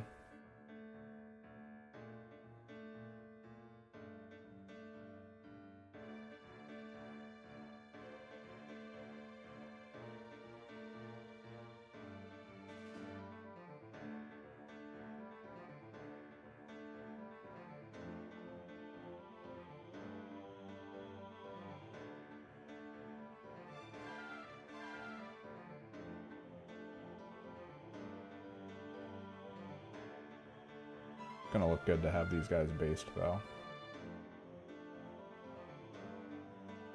What's up, Furby? Yeah, we're gonna be going aberrant pure strain for our Gene Stealer cults. There's a guy at the store who wanted to run Gene Stealer cults too, and he was like, "Are you gonna go Gene Stealer cults?" And I'm trying to let him know that like I'm not planning on going hard on them. They're gonna be one of my like fun side teams, but I really want to focus in on Thousand Suns.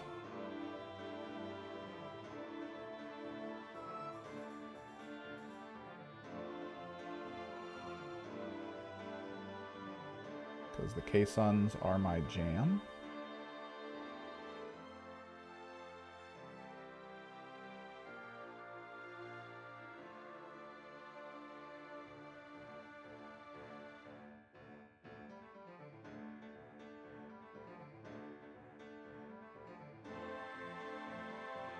Which one? What'd you go against? I think the Adeline list is going to be one of the better ones for a while. Adelines are just great. The things that Adelines do are just awesome. I do think what's fun about the GSC Codex, though, is if you really are a person who enjoys playing Imperial Guard normally, all you need is like a couple squads of GSC. Like, just a couple squads, and that's all. Nothing more. Because you need like half a GSC army. Because you can take, they decided to change it for the Allies. You can take the list that is half of your army can be Imperial Guard allies. And I need to look at it again. Because I don't think there's limits on your allied units anymore in that squad, which means you could take the Valkyrie, which is actually what I kind of wanted to do. So I feel like I could get a Baneblade and a Valkyrie and be like, all right, here we go. And then that's my partially built list that also involves Gene Stealer cults. I can just be annoying. I think of that. So many people are going to use that Aberrant one. I love the Aberrant concept. That's the one I'm going to. Did he have 3 full squads of Pure Strains, or did he just go hard Aberrants? I could also see hard Aberrants. The biggest issue with Aberrants in the index is that it's very hard to get them in. But in that list, I think you can get them in very easily.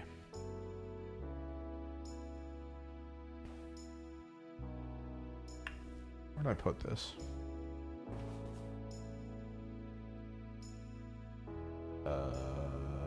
Is it over there? No. Where'd I put my Codex? Oh, here it is. Let me move my airbrush box. There we go. Ha! Opening Codex. Outlander Claw is going to be great. Biosanctic, I love it. Xenocreed, eh. Host of Ascension, that's just... I think Host of Ascension, it's the index adjusted, and I like a lot of the changes. 2x10 pure strains. Yeah, that's what I figured. That's actually very close to what I want, is the 2x10 and then a small aberrant and a large aberrant. I think I'm going to go 2 large aberrants, though, like an idiot. It's going to be the worst idea ever. But, Brood Brother Auxiliary. Let me see their limits. No Astra Militar models from your army can be your warlord, and they lose the voice of command ability if they have it. You cannot include units with any of the following. Oh, yeah, there it is. Aircraft, Commissar, Epic Hero, of course. Militarum, Tempestus. Oh, no Ogrins, Ratlings, Tech Priest, Engine Seers, and Ministorm. Okay. I can't take a Valkyrie. That makes me sad. Yeah, I would go... I want to try to limit my heroes. That's the biggest issue right now in Genestealer Cult, is that there's so many heroes and there's so many reasons to run them all. And, like, I have a ton of them, right? I do think the Abominant's a good idea because he takes forever to kill. I do think one Patriarch's going to be a good idea. But for the rest of them, I think the Sanctus is actually really good just on its own. The Sanctus rules are incredible. I love the idea of Keller Morphs, but I hate that you would want 3 of them. Because the whole idea with them now is that they kind of chill together, and if something moves towards them, you get to reactive shoot move. And the shooting isn't an Overwatch, it's actually shooting. And they have good attacks, good AP, decent damage. So, like, having 3 of them be in a position where someone has to, like, pop out to see them within range of them to then just shoot at them and then vanish. Oh, it's so stupid, and I love it. I love it so much.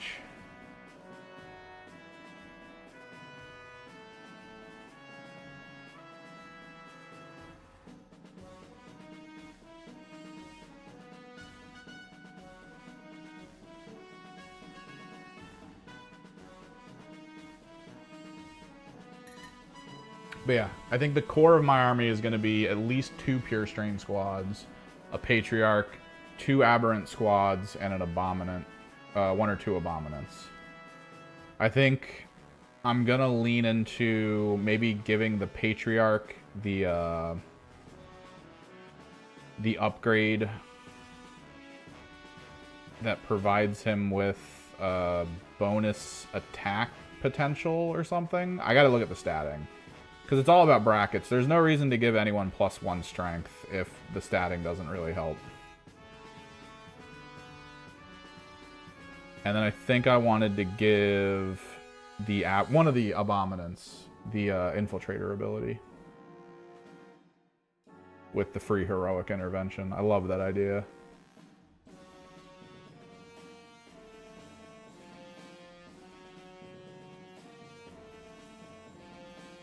There's a lot of good enhancements in that list. You do alright against them, because the Aberrants aren't as tough as they were. They're still tough, but they're not as tough. I think you need to hide them more than you used to. You used to be able to just walk them upfield. I had a squad of Aberrants against what was it against? Imperial Guard, and I just walked them up the middle of the field. And for 3 turns, the Imperial Guard player like kept wasting all of his shots into them because their toughness is just stupid. Their Feel No Pain of 4 that they had was so good. They just didn't care. And the fact that they had the Bodyguard -1 to wound on top of that was just incredible. And now that's all gone. I think. Let me double check. I know they ruined... You crushed him? Yeah, I figured. I don't think... Genestealer Cult's weird. I like them, but it's going to take a while for people to get used to this new stuff. Where's my boy? My boy!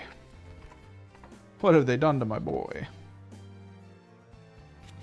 I feel like the actual best list is probably going to be the Neophyte one, and you just have massive bricks of Neophytes everywhere. Aberrants. Okay, so they still get Bodyguard, which is good. Most of their stuff is still okay. Toughness 6 is great. The fact that they're save 5 still sucks. But the original system was, if you would just roll your dice, if someone had 2 AP, you would just go straight to Feel No Pains. And Feel No Pains of 4 were great, because you could just massively limit impact. Because a full-size Aberrant squad with an Abominant leader is 35 wounds that you have to get through at Toughness 6. That is angry.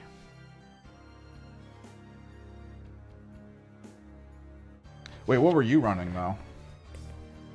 I got crushed as my Thousand Sun test list the other day, which is why we're painting these. Because I'm going to take a real list to this tournament.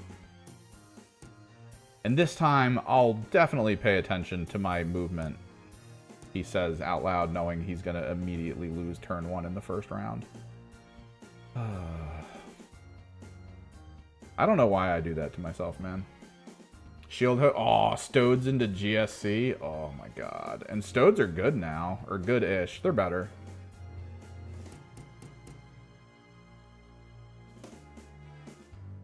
Or at least things that the Stodes wanted changed to be like more functional in the current meta were changed. So, it's good. I like... Stodes now are fun. And your shields host Stodes. That's pretty neat.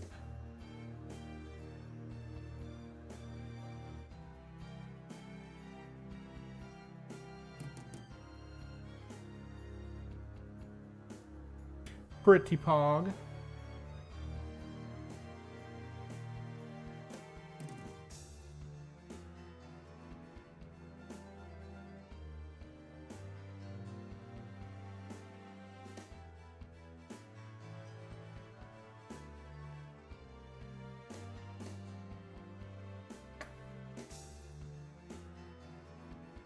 Need to make sure I didn't miss any parts. Some of these guys, okay, I did get his. That's good.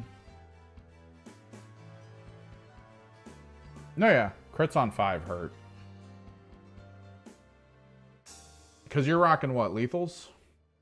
Lethals just get through anything, man. You should play into frickin' Death Guard. Like, Death Guard is anti-infantry on a lot of their weaponry, as well as lethals on, like, 5s. And they actually do really good damage. I have such a hard time against the one local player who plays Death Guard. Like, I try to build Thousand Suns as what you would expect in a tournament, which is always MSU, and I feel like I can never position well enough with them to prevent him from just getting to me and then flamering down, like, whole squads of my people. And then meleeing down, like, all my frickin' top tier stuff. Oh, you're going sustain? I guess it's good to see sustained works. I'd probably try to lethal into the Abominants, but maybe your strength stat's fine. So it doesn't really need to. Because then you don't have to roll your toughness out. Unless you get +1 to wound, which at that point, hooray.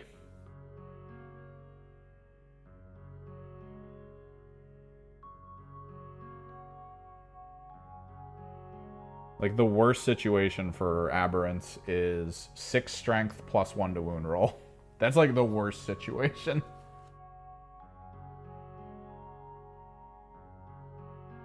That's them just being like, oh, man. Or, like, anti-infantry 3 or 2 or something. On tons of attacks. God, that's so bad for them.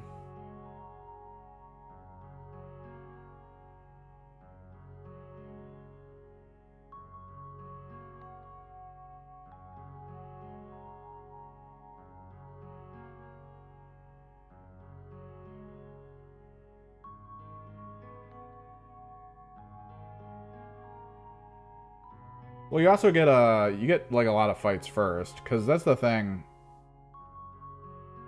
GSC does have volume of attacks. It really does, especially that list, because if he charges you, he's supposed to get +1 attacks. But, like, if you fight first, which, I mean, you're Custodes, I imagine that's something you leaned into.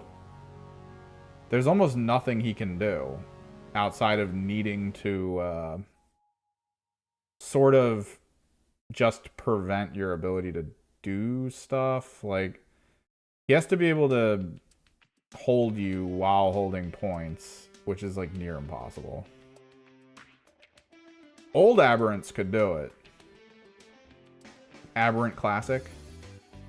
Those could have fun. I loved fighting Custodes with the old Aberrants because it always shocked them to see a unit that was on par with them for survivability. Just a unit that 2 full squads. Oh, so you have no fights first? So he didn't charge you at all? Or did he just not get good rolls? Because he should have got, like, decent attacks on you. If he went. But, like, if you got the charges on him, then yeah, that's it. Because I don't think you really get a fights first guy that you would want. I think Locust provides fights first, but Locust only works for, I think, neophytes. I don't want to look at this one. I need to look at this. What's up, sister?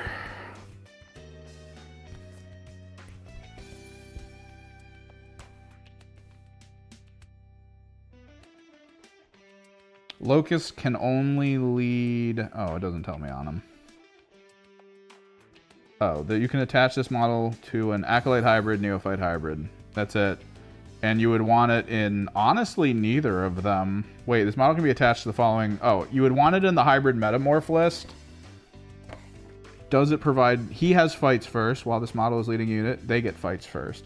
This model, with this character, he gets a Feel No Pain of 4 when he's leading a unit, which is only anti to precision. And then you toss them in a full squad of metas. So they would get fights first, and then the metamorph hybrids, which aren't great, but whatever.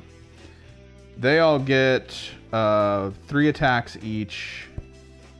Frickin'. Each time this model is selected to shoot. Oh, there was something about them. To do so, roll 1d6. You can move number of... Oh, these are the ones that can now blood surge into people. So if you shoot them, they can actually move into you so you can't charge.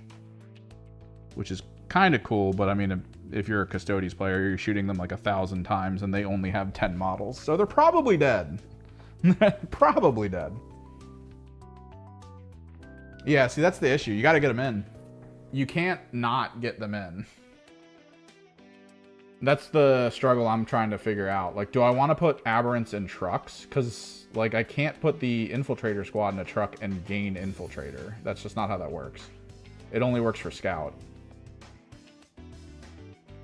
So I don't know what to do with my Aberrants outside of just having to deep strike and paying the command point. Like, I do think you want 1 rapid ingress. You need to really pay attention to where the enemy's moving and what they've moved. And then try to place your Aberrants to be able to go through a wall or something and then be within like 8 or 7 inches of an enemy unit. Pay the command point going forward in the charge phase to gain +1 to your charge rolls. And then just do a triple chain charge into an enemy. I don't think you put your Pure Strains forward against Custodes, right? Because your Pure Strains will just be shot off the board turn 1. There's nothing they're doing. I think you have to play them back. Or even put them in Deep Strike. And just pray for 1 really good Deep Strike round. Because that's all it's really up to, right? You try to drop all your units within 9 inches of enemies that you really want to kill. Pay the command point for the extra charge distance. Get the 1 squad that hopefully you rapid ingressed into combat in that 1 go. And then you get plus, for all those squads, it's plus, I think, 3 to charge from that point forward.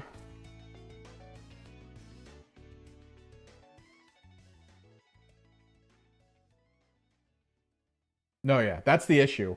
I don't play well enough for turn 1 initiative loss. Like, I don't think I know how to deal with setting up for turn 1. I occasionally do it for not being shot at or charged, but then sometimes my opponent's like, all right, let me advance. Oh, I rolled a 6. Time to charge. Oh, I rolled an 11. And your best squad's dead because you put it too far forward. And it's like, oh man.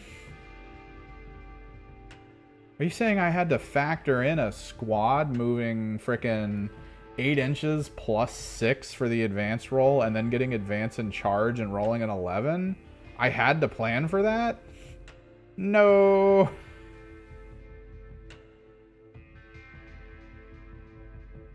If I put that squad too far back, it would have been useless in turn 2.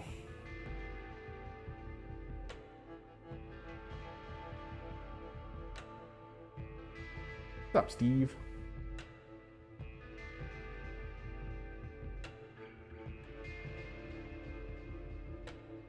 Yeah, and then they fixed the mortals thing. Now that Dev Wound is mortal, it's just a singular unit focused mortal, which is what really helps Custodes out now, and it'll really help you guys out against Thousand Suns as well, because a lot of Thousand Suns lists try to lean into Dev Wounds.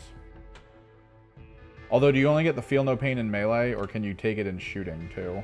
Because if you can take it in shooting, that's where you want to use it against Thousand Suns.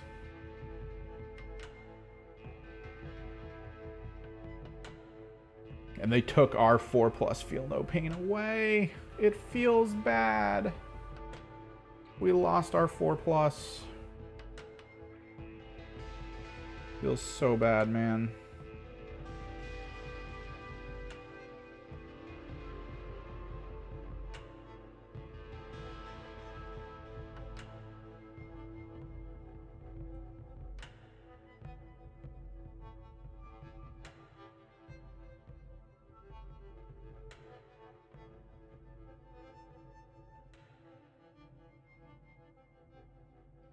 I still want to run Aberrants, though. That's still my thing.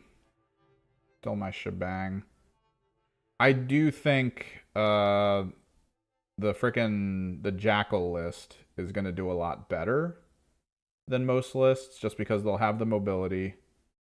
And Jackals are already really good, like on paper. It sounds like one of the biggest things you can do right now is mortal wounds triggered by things that aren't shooting or melee. Because a lot of the times people do have command point ploys that are like, hey, are you being targeted by shooting or melee? 4+ Feel No Pain. Have fun with it. And those are just really strong. That is a really strong defensive option against so many people.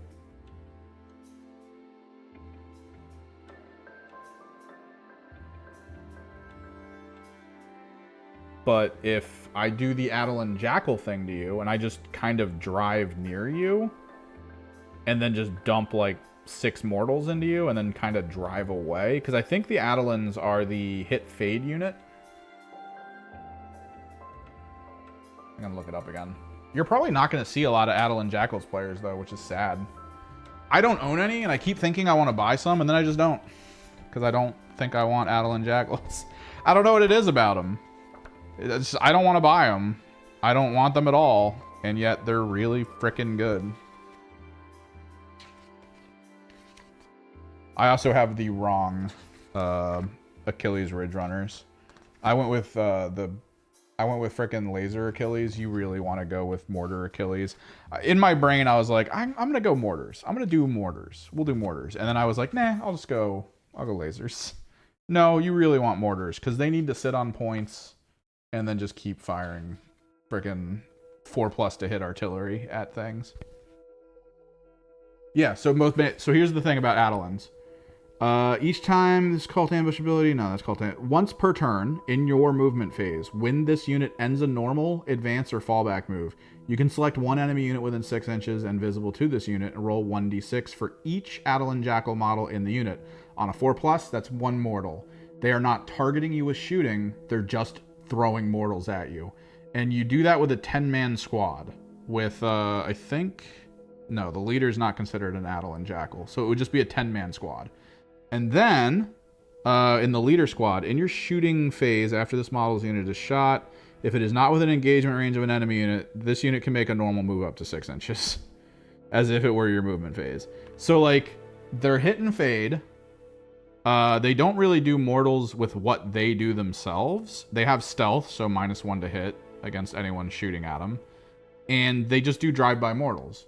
So, Feel No Pain strats based on shooting and melee They help a lot, definitely. And it's great that they changed the dev wound rules because now you're going to have a lot more benefit. But let's say Demon Prince with Wings, Chaos Space Marines, I charge you. Those mortals aren't from the melee. He's going to hit you and mortal you from the charge itself. So, like, there's weird things. Just generally weird things that occur before melee situations. And it sounds like those are getting a lot more play than anything else because people are starting to realize that the defensive options kind of ruin the benefit of dev wounds in melee. So they're trying to find ways to dev wound out of melee. It's the whole double Doom Bolt concept for Thousand Suns because that's not a shooting attack, therefore you cannot use your thing against it. Instead, I just Doom Bolt you twice for however many mortals I'm going to hit you with. And it's not dev, so whatever mortals I hit you with are going to roll between units.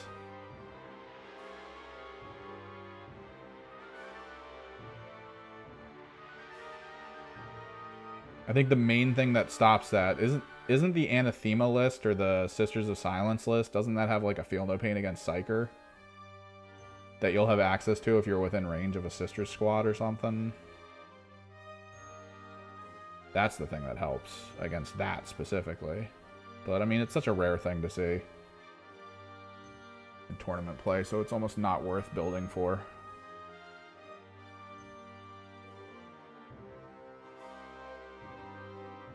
I don't even really build for double Doom Bolt.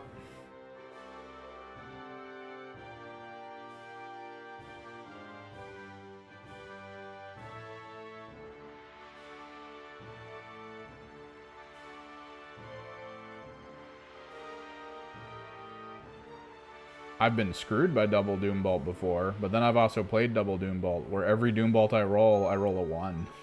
And that is not great. It feels really bad.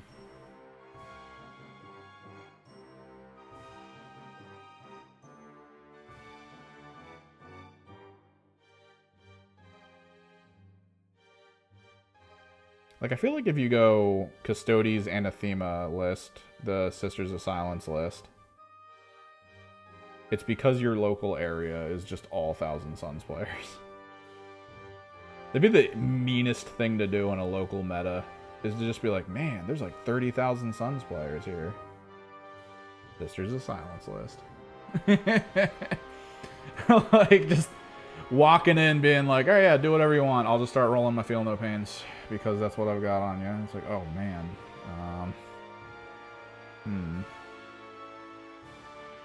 Don't know what to do here.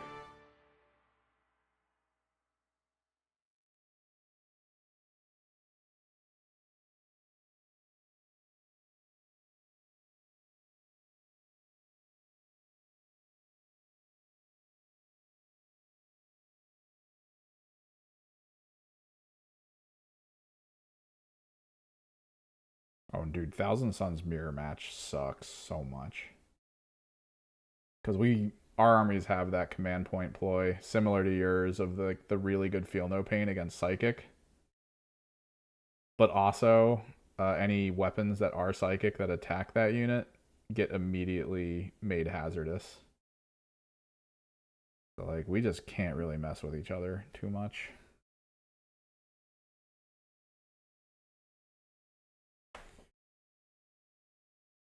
New music.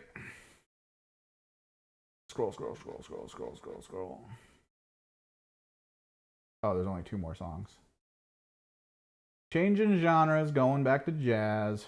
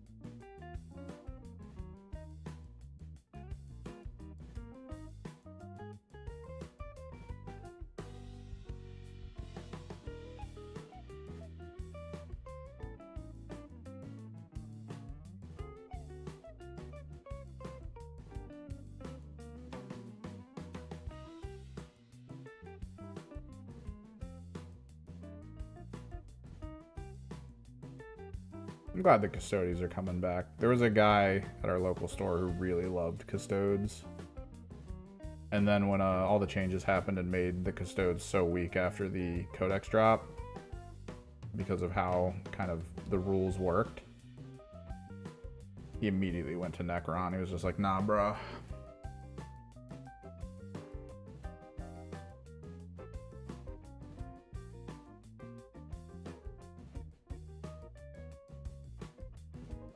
Honestly, Slanesh, the Emperor's Children, probably listen to extremely experimental jazz.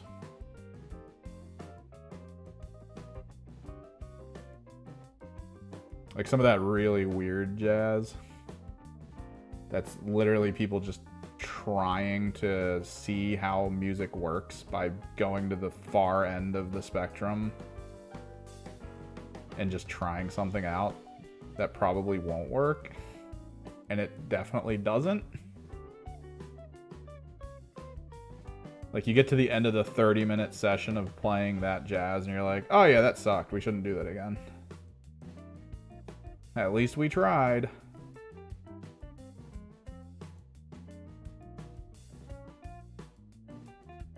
But like chill jazz, I kind of want to say that the orcs would listen to it. Like this is probably the music that's playing in their head while they're fighting.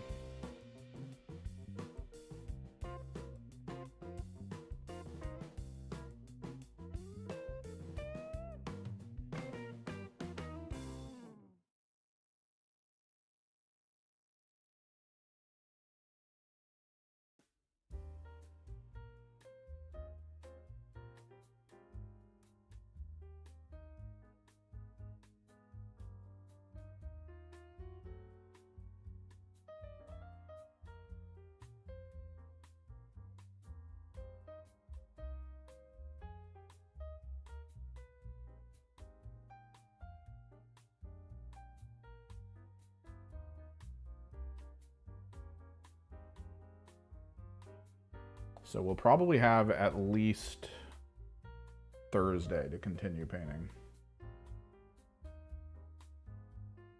Well, no, yeah, like everyone assumes metal, right? Like most of the factions were all like, yeah, they listen to metal. Even to a degree. Like Eldar, you probably listen to like screamo metal a little bit.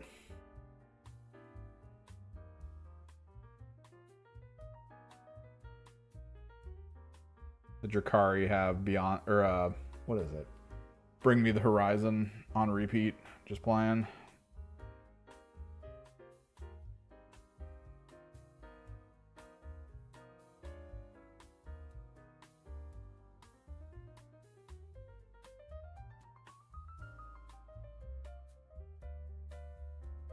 But you gotta get weird with it, man. Like this song right here, playing in Gazgul's head as he's just wandering through the battlefield, fighting stuff.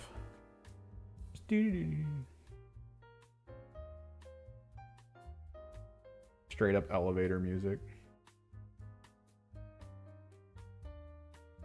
Big dumb smile on his face.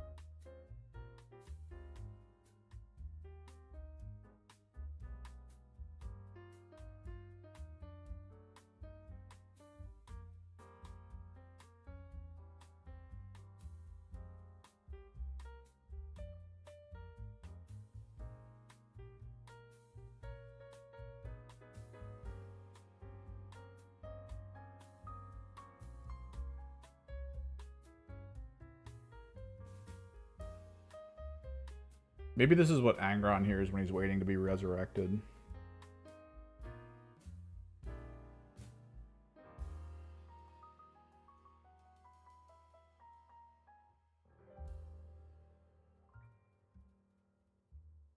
Like, fighting waiting room.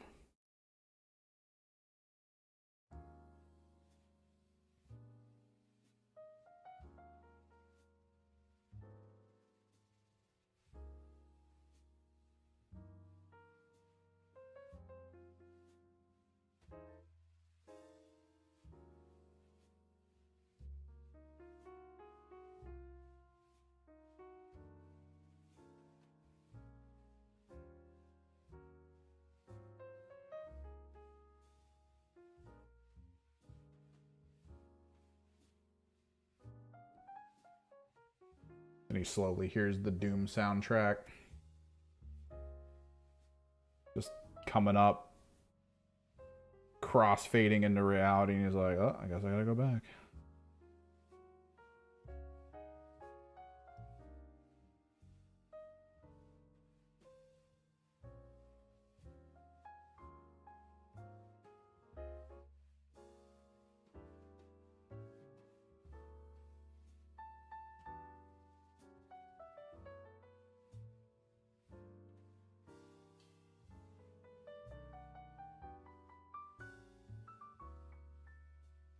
Is it as weird as Crabcore? Who here is familiar with Crabcore?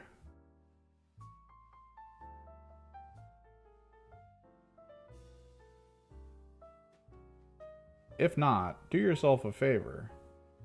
Google Crabcore GIF. And witness the Crabcore.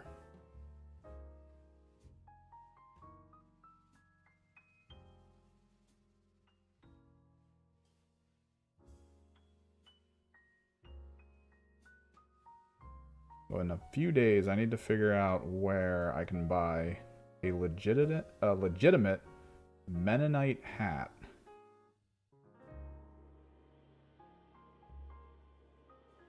To give to someone as a joke.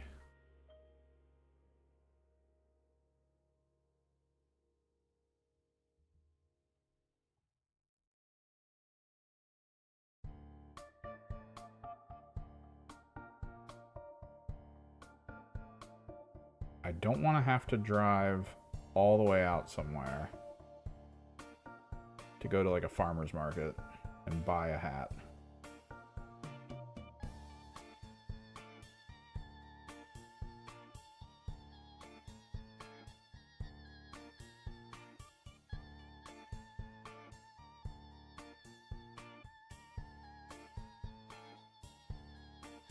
Is breakcore just music played at rage rooms?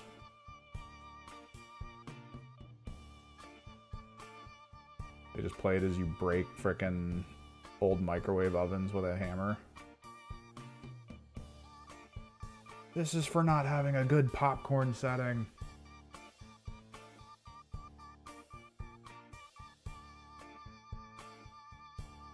So I bought the Elden Ring DLC. And I realized why I had stopped playing Elden Ring. Not the difficulty. That doesn't bother me. I stopped playing because I got really far, and then I realized what I actually wanted to build myself as. Like, I put like 30 hours into the game, and I was like, oh, I have a build that I want to go. And I was like, oh man, so how do I respec? Because I remember in like other Elden Ring or other FromSoft games, there's ways to respec.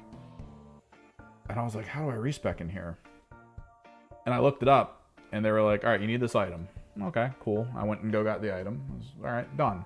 Step 2, go to this place, beat this boss, and you will get access to respecing. And I was like, all right, let me go to that place. And I couldn't handle that place because my spec was so bad that I just wasn't able to deal with things. So I was kind of stuck in the game because I couldn't kill much. I didn't really have a good enough spec to run. And I was just kind of like sitting there like, what do I do, man? I don't know what to do here. So at some point I was just like, there's other things to do. And I stopped playing.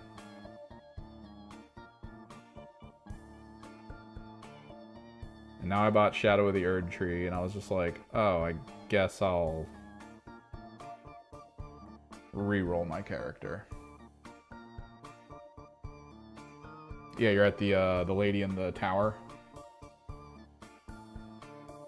Or the wizard person.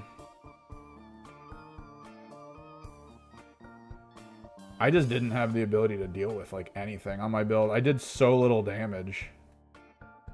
Like, the problem was I did little damage, and on top of that, I took so much. Like, I just had no durability, no damage. I went completely the wrong way in my stats, and I just wanted to change them. That's all. That's all I wanted to do. I unlocked so many cool things. I had so much stuff leaning in the direction I wanted to go, and I just couldn't do it. So I re-rolled. And already I'm at a point in the game where, like, I'm just beating the bosses that I remember. Like, I'm just one-tapping them. I'm just going in. So I got this weapon about halfway through my leveling.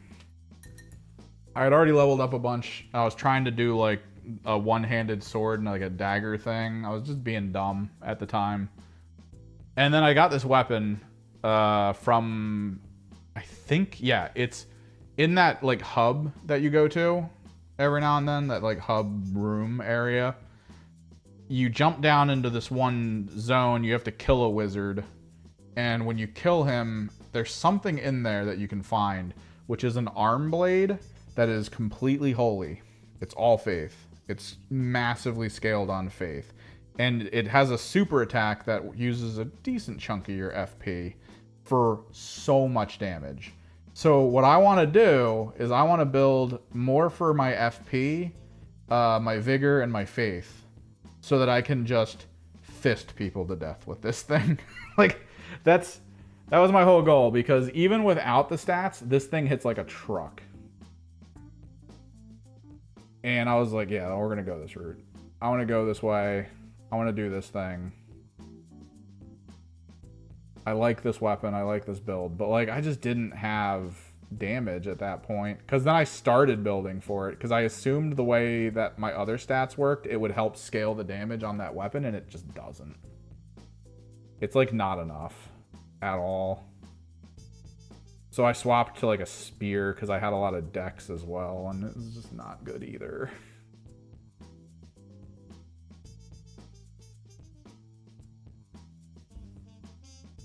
I also beat, like, 90% of what I beat the first time around without using any Ash.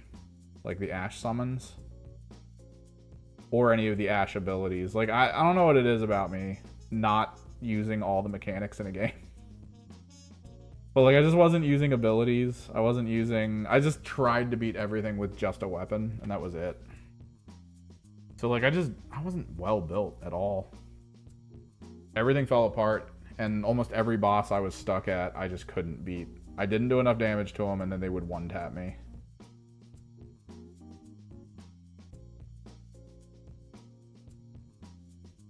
Which you kind of don't want to do in Elden. You want to build to be able to do things.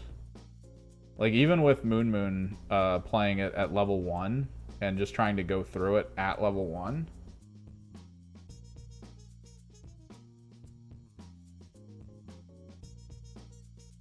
The stuff for the DLC, right? I haven't looked completely into it, because now that I've re-rolled, I think I have to kill something. You can get to the DLC fairly quickly. But I have to, like, get past a certain point, I think, to access the DLC from where I'm at. And I kind of want to just, like, get a couple things done to start up my build. And then start going.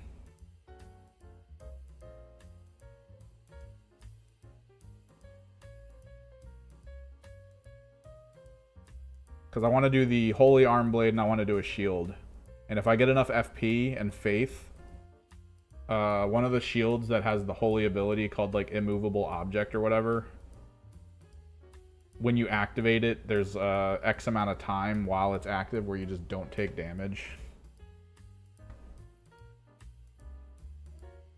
I think it could be really cool.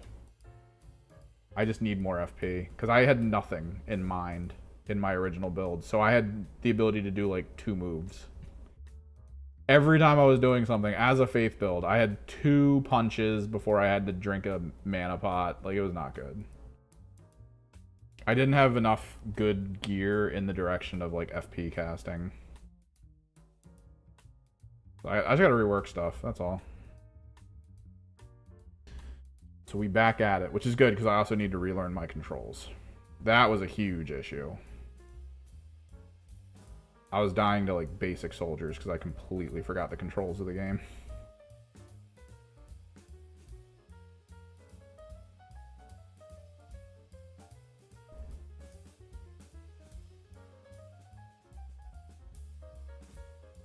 I did retain some stuff though, which is good.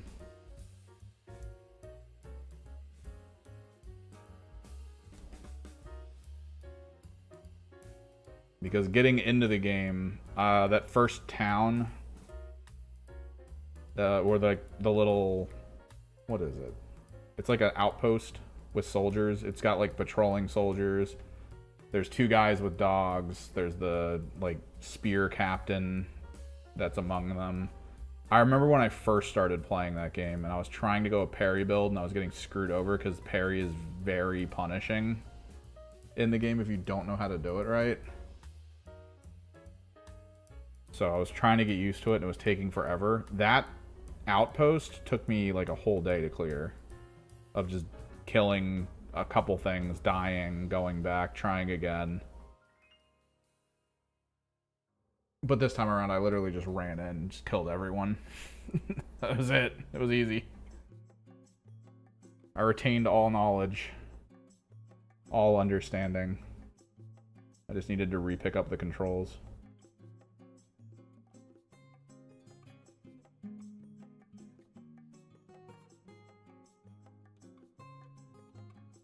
I beat the goblin boss in the wolf cave. That was super quick. I'm on the cat statue, and I remember hating the cat statue.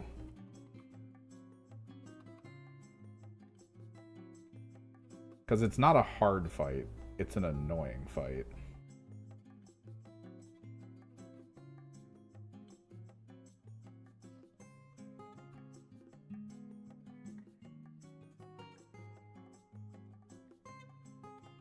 And I think the main thing I want to get back is the Ash summon that's a bird. Dude, I love the bird summon. He's not good, but he is fun. Bird summon is so cool.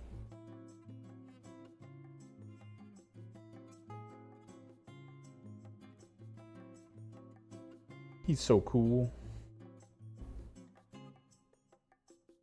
I'll try. I got other things I got to do, though, is the problem. I told John this on the podcast when he was like, I figured you'd play it. I was like, dude, I have my own YouTube channel. I'm painting things for tabletop days. All I can do is put like 20 minutes a day into this game. I can't put more in. I have to start writing this script because I do think we want a mega video. I think we want to do the mega video where we go detachment by detachment through the Chaos Space Marine Codex.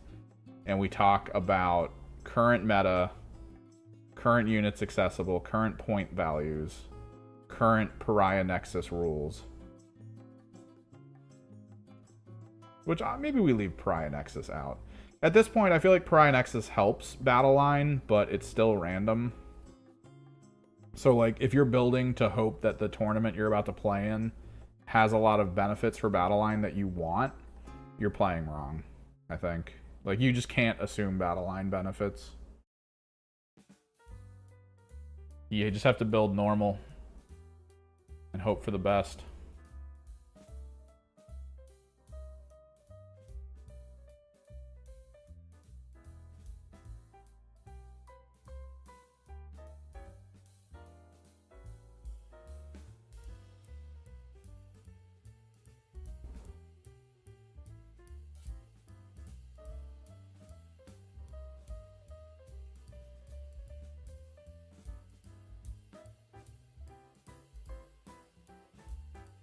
But I did really want to play something soon. Like, I just wanted to get into something. Hey, Dragon, do you watch Kaiju number 8? I decided to actually watch it, since I'm running out of things to watch. And then I binge watched the whole series, because it's basically how Fire Force started when Fire Force originally came out. So, like, it's good. It's got room for twists. It's hit a lot of really good twists. And now it's basically coming down to how long do we have before it becomes formulaic. Because Fire Force was really awesome in, like, the first 2 seasons.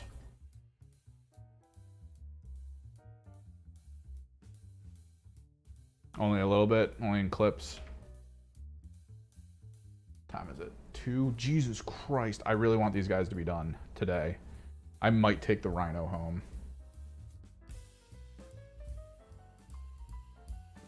It's good. I actually do really like it. I think the pacing is really good. Episode 1 almost killed me because they tried to do a little bit too much comedy. When he transforms the first time, there's a little bit of comedy, which was fine, because you're like, yeah, this is actually kind of funny. But then, like, minutes later, it's just the character being dumb and weird. He's like, I have to go to the bathroom, and I can't hold it, or whatever. And then he, like, pisses out of his nipples. And he's like, this is so weird. I'll never be taken as a bride. And it's like, dude, what's happening here? Like, why is this the show now? And then it just stops. Like, that's the one moment when that happens, and then it stops. From that point forward, it's like, yep, this is a real show now. It's like, oh, yep, I'll watch this then. I will witness this show. That'll be fine. And it's good. It's actually really good. We're gonna try to get some wires down, and then we'll do the basing outlines. Getting little hits of red wire as we listen to elevator music.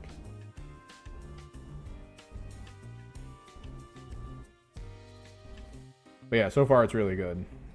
And the arcs are moving fairly quickly.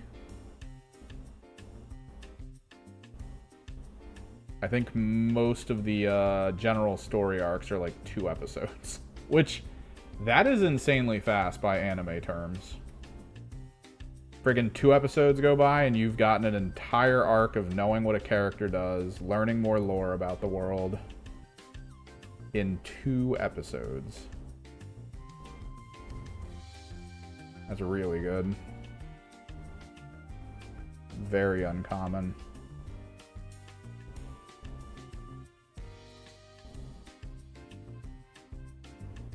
Well, this was the 2nd episode when this happened. The first episode was actually very serious, which was really cool.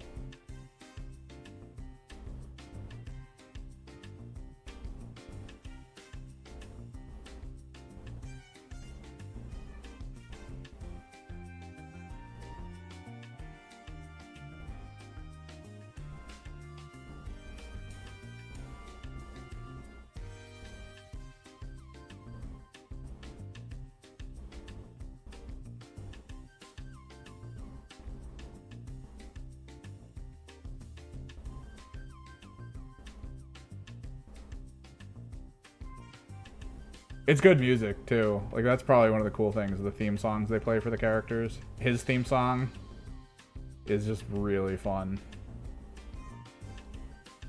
Classic shonen. It's a little bit like One Punch Man, too.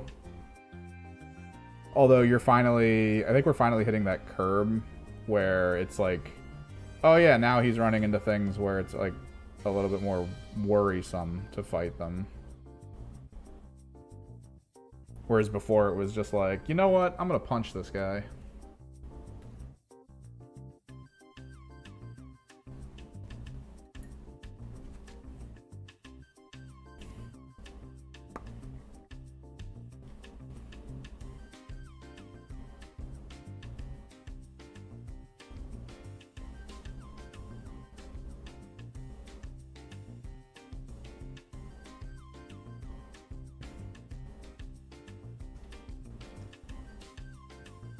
Some little hints of red.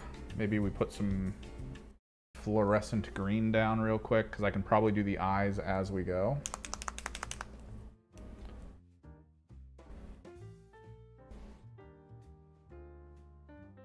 Turns out it's a good one, though, and I think, depending on, I guess, what they decided to do for the season, we're either going to get, like, 24 episodes, or it might just be done next episode. I don't think it's possible for it to just be done next episode, though,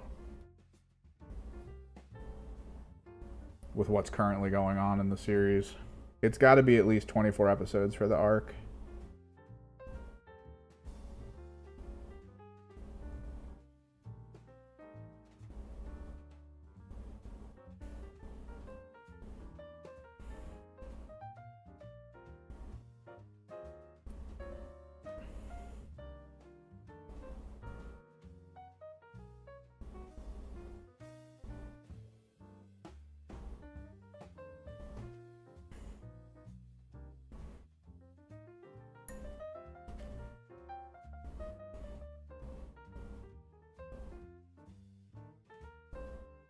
It's all wrapped cloth, wrapped cloth. We'll do this thing under his foot. This will be a wire.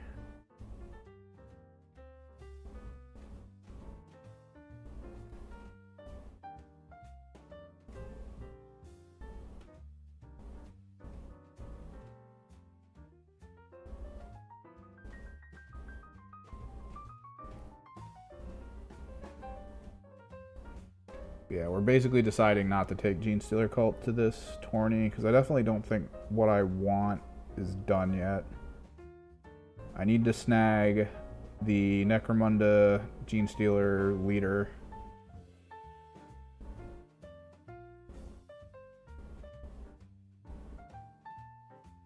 That's definitely a major thing. And we also need to snag 1 or possibly 2 more boxes of Pure Strains.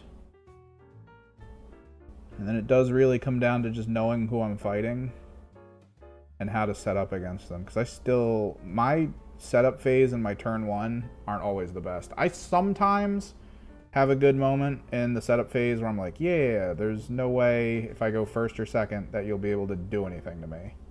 Hooray. But then there's just like the times where I'll play and I'm just like, I hope this works. And then I lose half my army in like one go. Just one consistent moment of just being killed super quickly.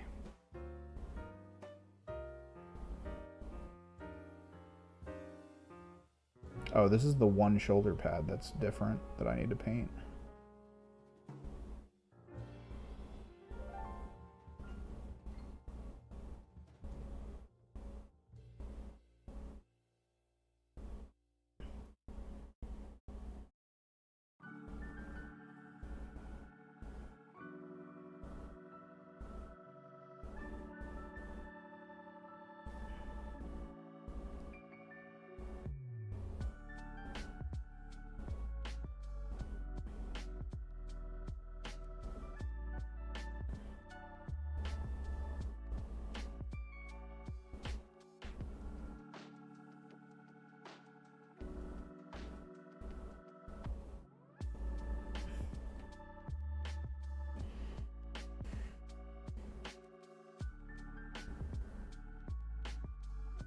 Yeah, dude, I tried. I caught back up with Slime. I still do not like what they did with Slime. I do not like that almost every episode is just them sitting at a conference table talking. That blows my mind that that's the way that anime went. They were just like, oh, dude, so many people love it. What do we do going forward? Oh, let's just make every episode just people sitting in one room talking to each other. Oh.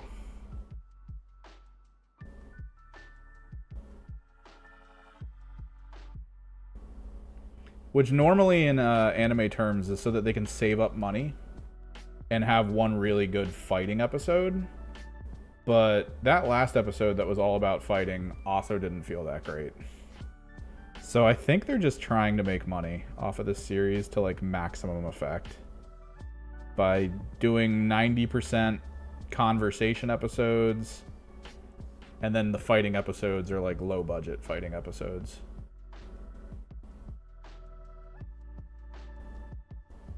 It just doesn't feel right to watch. All right, this guy's gonna sit over here. So I'm gonna have to paint that bone on his shoulder a different color.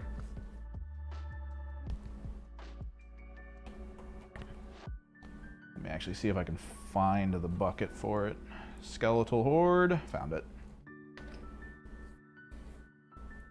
Gotta paint his eyes too.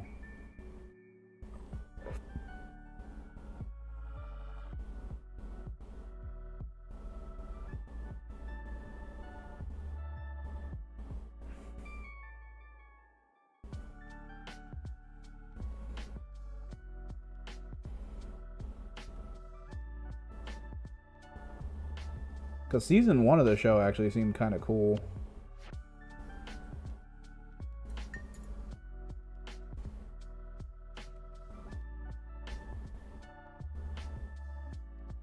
And then they just, I guess, wasted it or something. Just seems weird, man. Because the conference talking episodes are all at, like, the same angles at the same time of day. So you know they're just reusing all the old backgrounds they already put into place for the conference talk episodes. It's just consistently the same stuff. The same characters sitting in the same spots, doing the same things. Ugh. Do not like.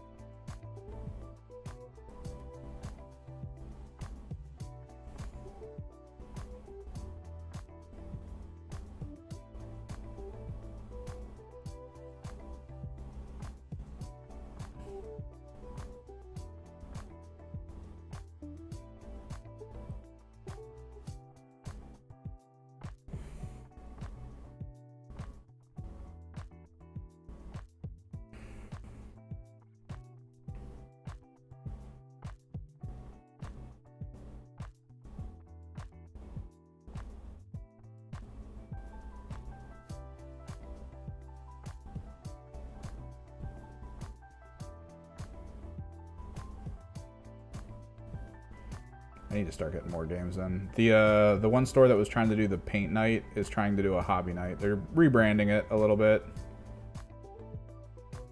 Because originally it sounded like they just wanted to paint 40K models. I guess that's what the guy was talking about for it. But then he realized there's other hobbies that that store does, which would probably help out with his hobby night idea. Like getting people to come in there to build their Gundam minis and stuff.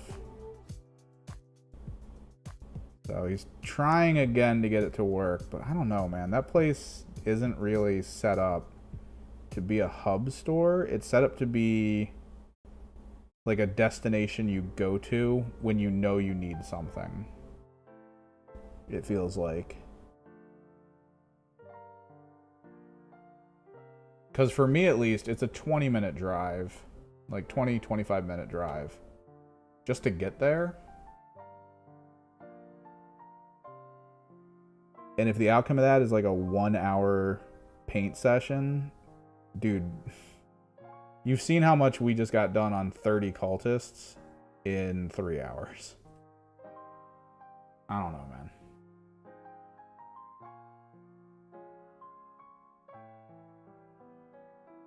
It's cool to be able to talk to people while you do it. Thankfully, you guys are here, so I'm not just talking to a wall.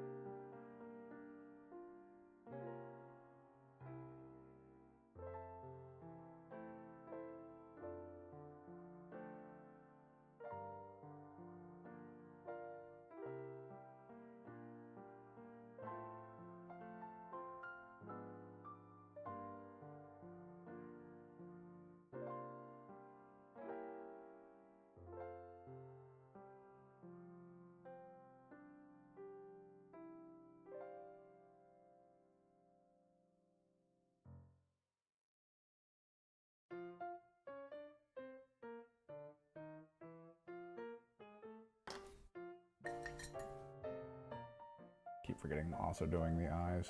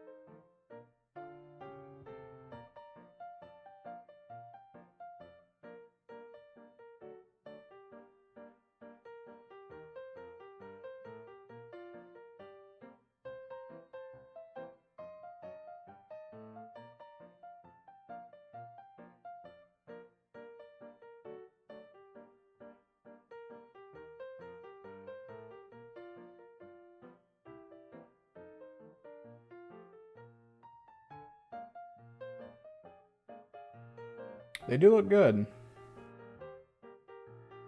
Some solid work on the Aztec theme Marines.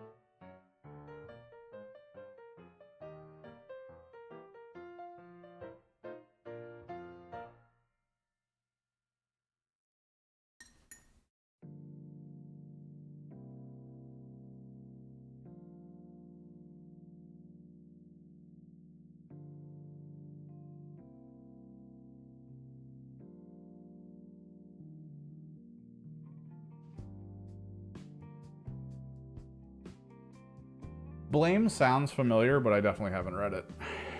I think I know, I think I've seen it, right? I feel like I've seen it. But it's definitely not one I've read. For one reason or another. Can't be too sure.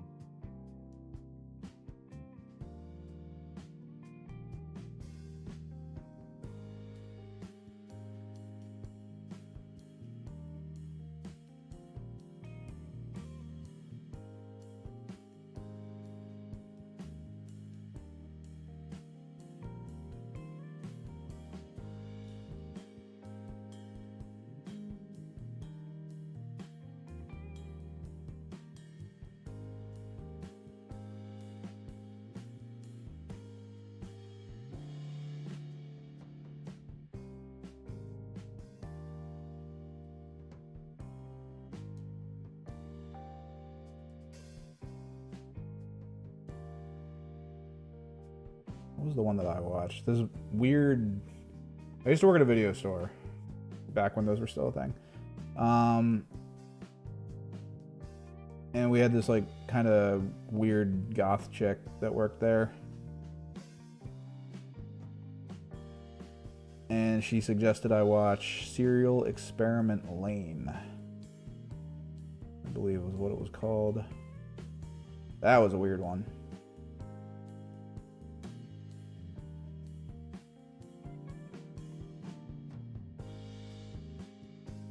Back in sort of that advent of computers and, you know, building computers and getting into MMO games and stuff like that. This idea of a person meeting someone in an MMO that becomes interested in them, and then there's that whole element of like getting parts for a computer to build like the ultimate computer to fully put themselves into the cybernetic world and I guess like meet God. Like it's weird.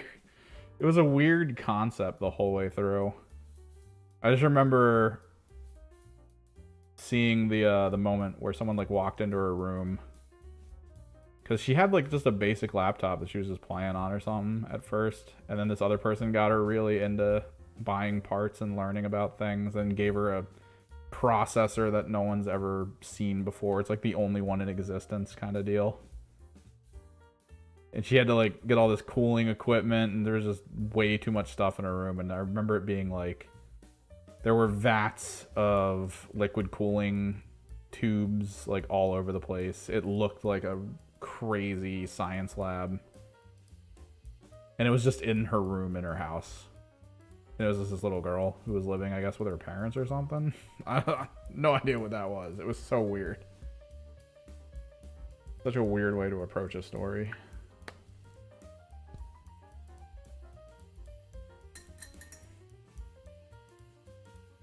I got everyone's eyes right. Your eyes? No.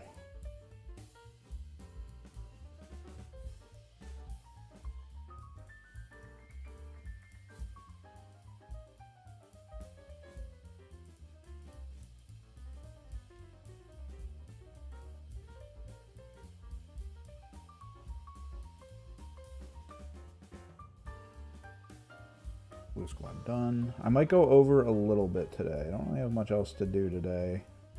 I should probably start working on getting that video set together for just information videos, because they still need to seem interesting. That's like the big thing.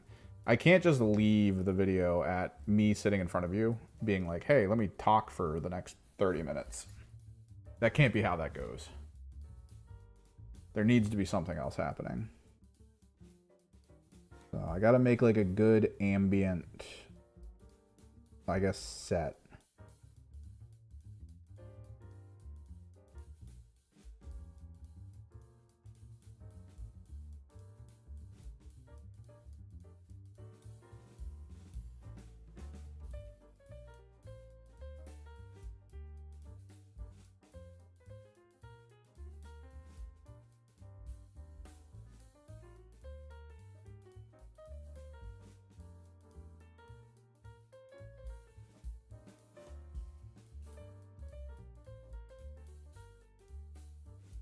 Definitely missed the wire on one of these guys' backs.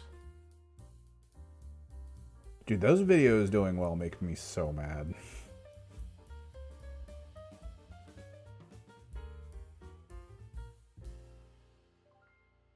Because it makes me feel like AI's already won, right? Like the notion of wanting to do something with a lot of like effort put in to try to make it look really cool. Why? When you can just have a looped video of gameplay of like a auto runner game. Like, why would you ever want to put work in if you don't have to?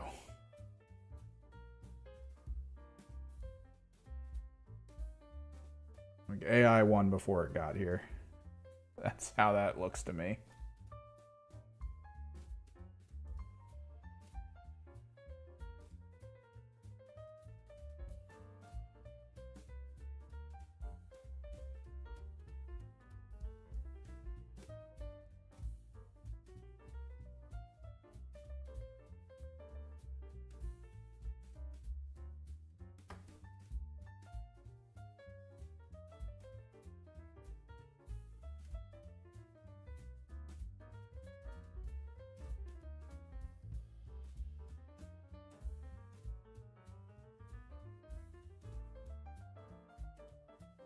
There should be more than one of this guy.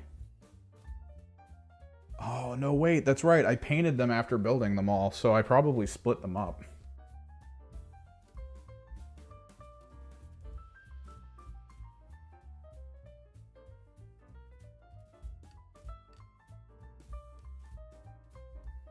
When we started painting them, the main thing I looked at was the leaders. They all needed to look the same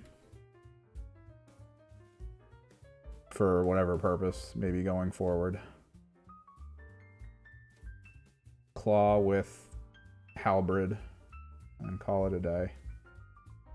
But then the rest of the people in the squad, I think all I really tried to do was make one person with the weird over-the-shoulder rail cannon, and then everyone else is just what they are.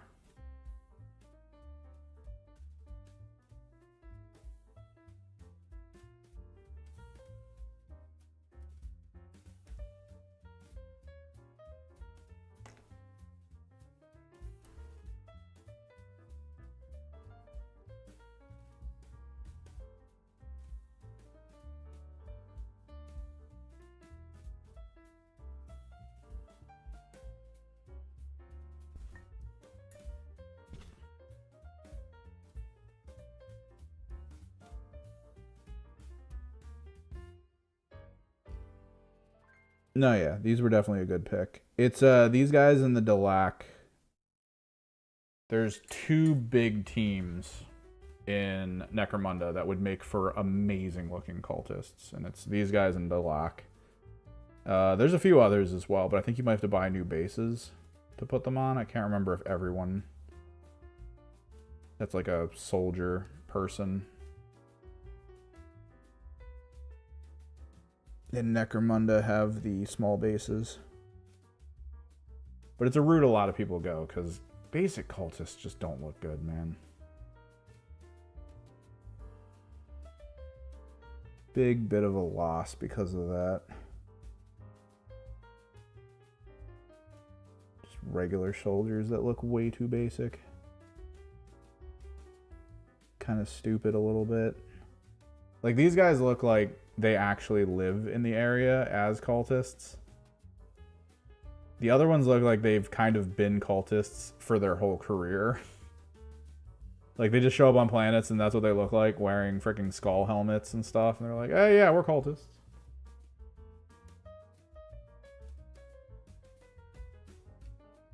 Don't mind us, we'll just be over here culting.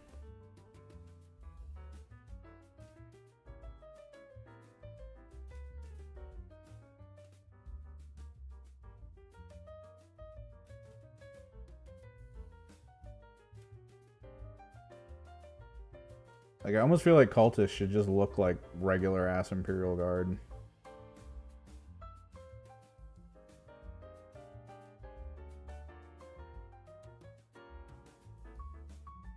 But now that we have Trader Guard, you kind of want to go Trader Guard if you're going that route.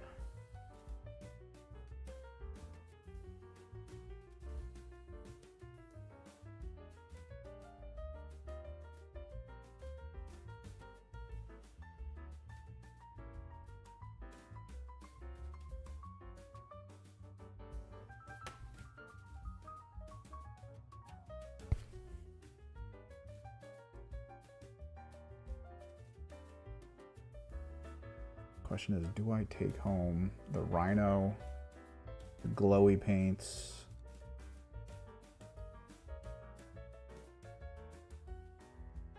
some of the bulk gunmetal stuff that I'm gonna have to do? I think I do, because I kind of want them to be close to done before Thursday. If Thursday comes around and we're streaming and we don't have any of that to do, we'll finish my one Venom Crawler and probably just talk about strategy, because I do need, like, there's so much, man. There's a lot of, like, primer stuff I need to look at for strategy, because, like, I see it kind of in my head when I play, but in the moment, I feel like I'm not learning it, if that makes sense. I feel like I need to sort of beat it into my mind outside of a game and then almost reinforce it by playing a game, right? Like, I feel like I'm just making bad decisions most of the time. Although, what I did with my Chaos Knights in the second round of that 4v4 was the right decision. It was pretty much, I played that perfectly up until the end when I made a really bad decision. My opponent had 2 attached characters in a squad that I was trying to kill. And then I figured I'd be able to kill it all, and I don't know why I shot at it otherwise. But I was only able to really kill the one boy that was in it, then I had nothing else to shoot at him with. So we had 2 disconnected characters who had the ability to like do actions all on their own. So, I mean, I should have won that game even with that mistake, but he was making the mistake of thinking that leadership was to roll lower than the number he was told, as opposed to higher. So he got a lot of cleanse points.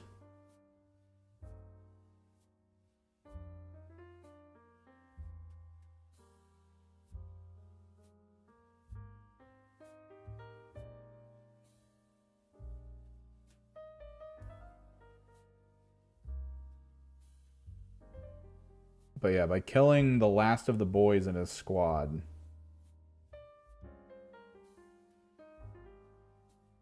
and then letting his leaders go, he was able to split them up and do, I think, both of the deploying functions. Like, they were able to do 2 different actions, basically across the squad by splitting up.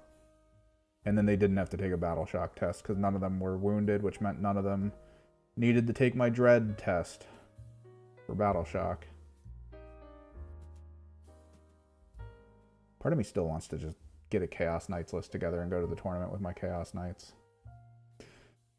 Nah, we're gonna focus. We'll focus on Thousand Suns. I got a phone call. 1 second.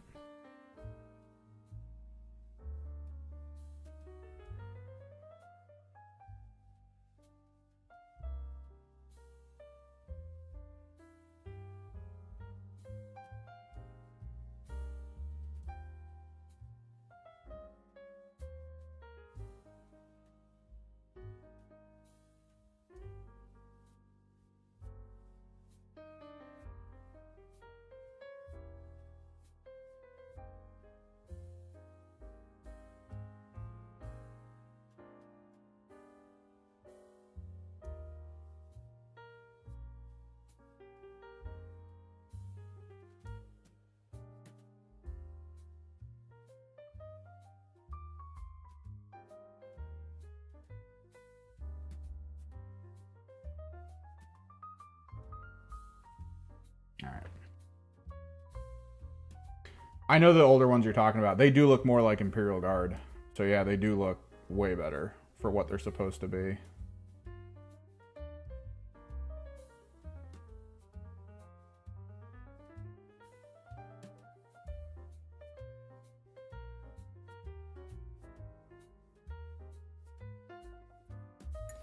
Like, new cultists just look like when you're getting into chaos, you're provided sort of like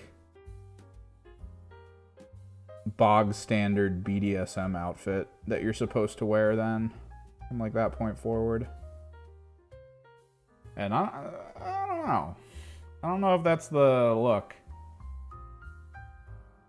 that GW should be aiming for. Is just like, hey, welcome in. Here's your assless chaps.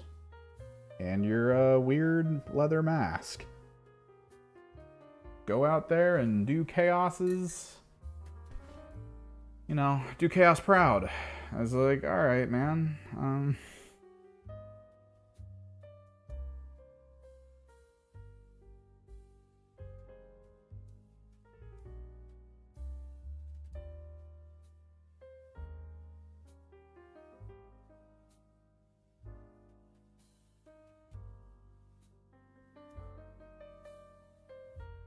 Whereas the old ones were like, hey, we killed some Imperial Guard. Take their armor so you don't die quickly.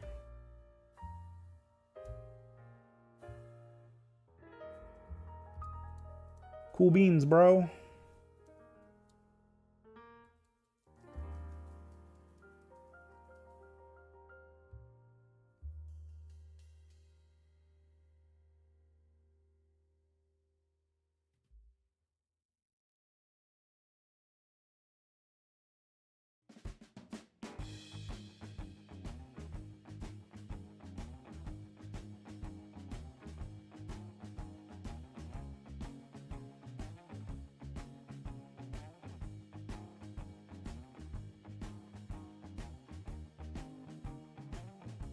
Alright, I don't know why the jazz list gets this. Oh, is it because of... It's because of this part right here. Where it feels almost like jazz, but it's not. Because it's rock. This is the most basic rock approach to how to make music.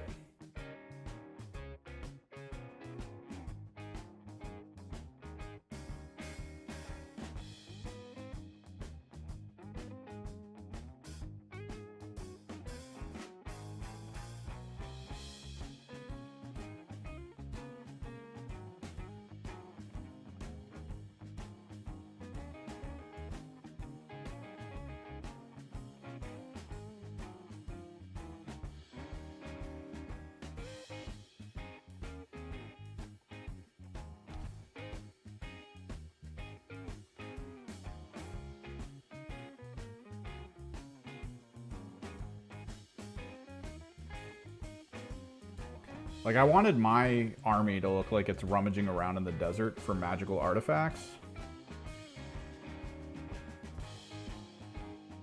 And that's kind of what I wanted my Chaos Cultists to represent. They're geared up to survive out in the sand, but not so well geared that you'd be like, oh yeah, these guys are, you know, well trained. They're a good militia. But they do look like they're explicitly designed to survive the harshness of a desert while performing tasks and goals.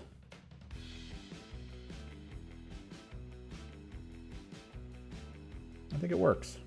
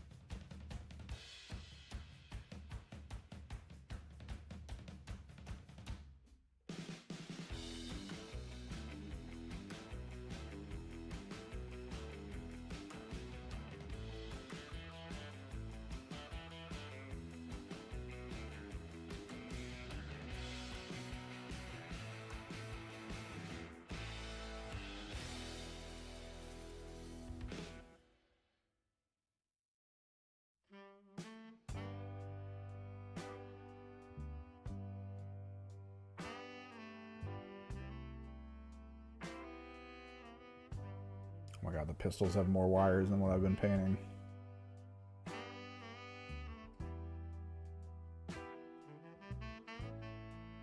have to go back through them.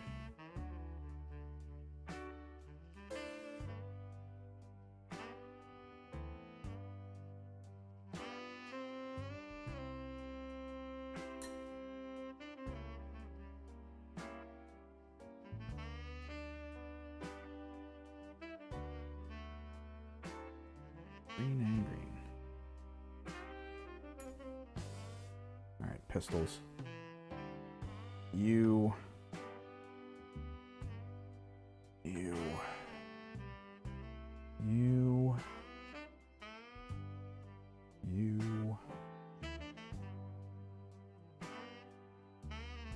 That's it.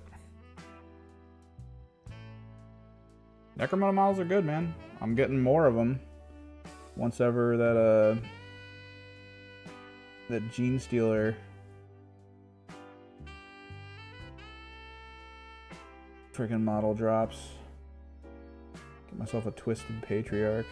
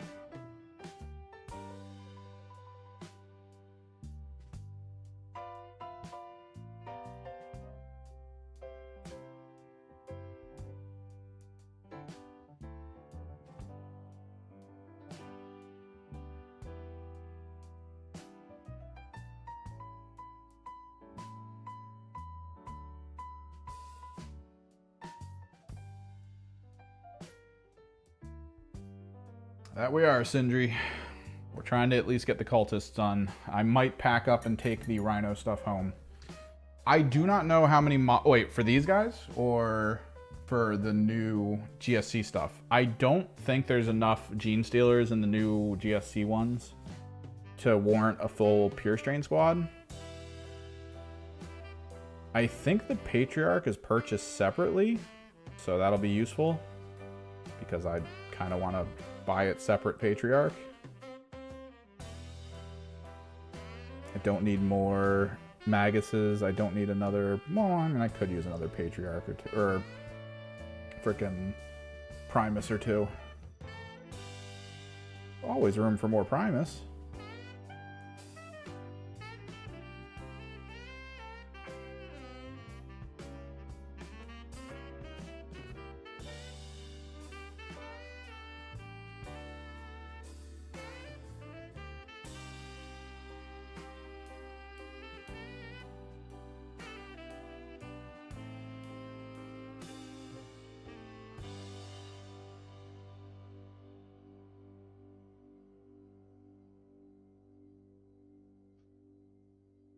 For these, it's 10 per box.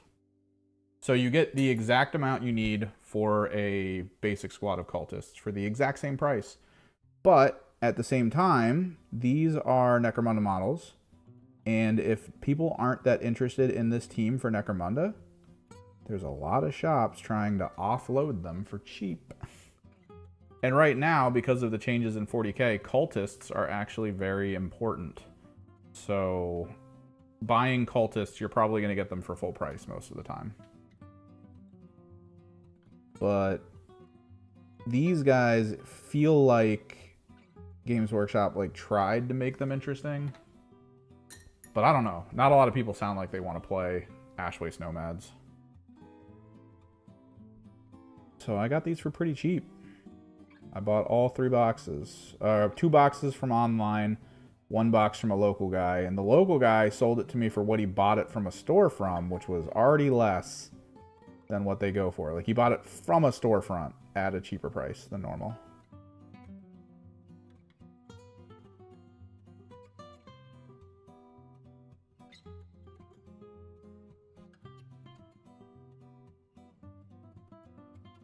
So I feel like I lucked out.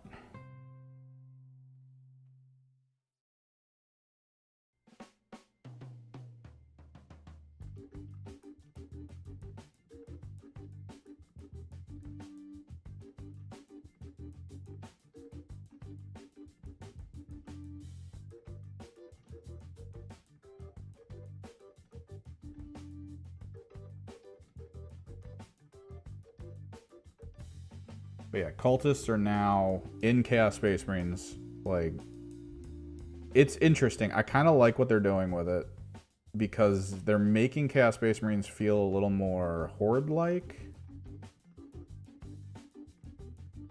There's already multiple factions that put a lot of emphasis on cultists as like the core thing you want. There's actually the cult-specific list, and then there's the list that like gives Infiltrator to Legionary and Cultists. Or something. Like, they give something to those guys. So there's 2 lists that benefit from it. And also, for the points and stats, the Wonk list of... what was it? It's 100 and... I think just straight 100. Not 120, but 100 cultists in Chaos Space Marines with like a Noctilith Crown and Abaddon, providing 4+ invulnerables to everyone. That's still like a super viable list. And that is not a fun list to play against. I'm going to tell you that right now. It's not a fun list to paint either, because I'm painting 30 right now, and I hate it. I hate it so much. I am not happy about the 30 that I'm painting right here. It is so obnoxious.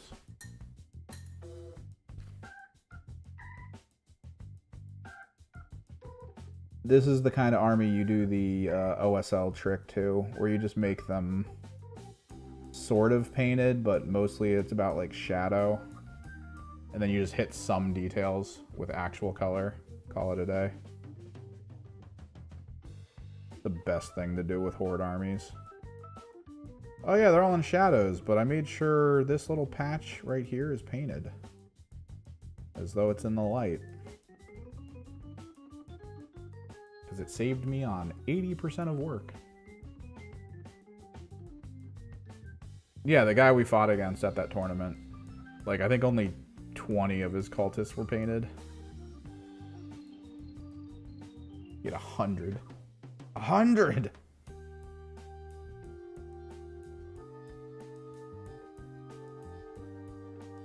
So, AOS players, how are we feeling about the idea that terrain features that are made by armies can be destroyed?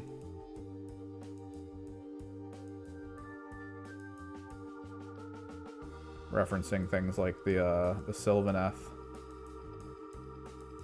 Apparently the forests you put on the field that you can teleport stuff to can also be broken. Which makes me wonder, if those can be broken, I'm guessing they're not gonna make it so the undead like tombstones you can put down for reinforcement, can those be broken too? I feel like they're not gonna do that.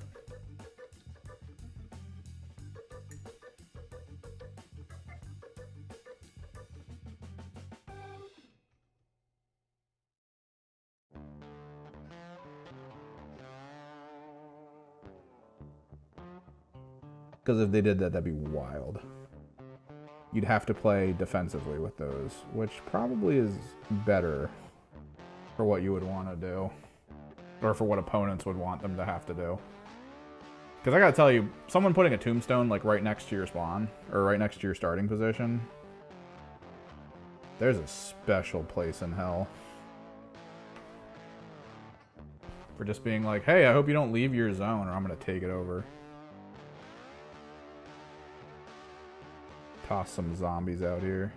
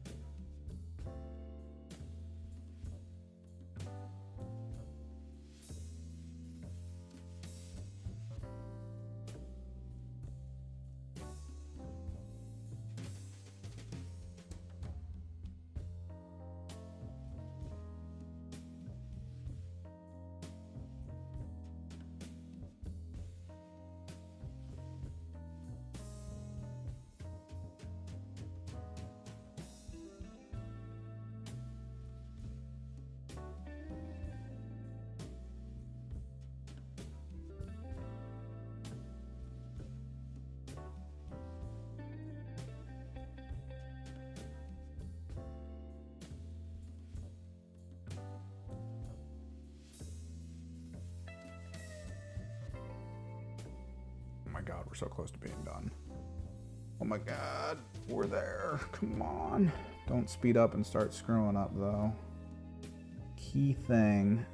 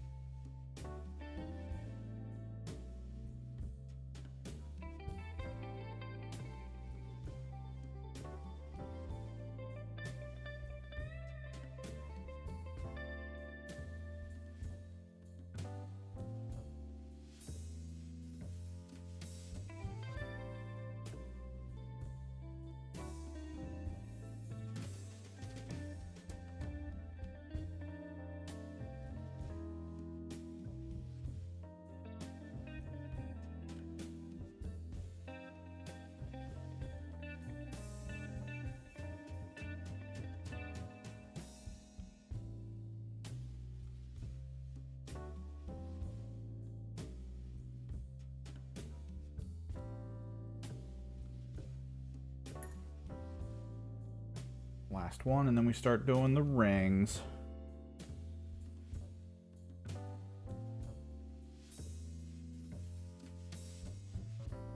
And maybe the highlights on top of the stands, maybe, or on top of the bases with the Zevia or Zamasi Desert. Keep calling it Zevia for some reason.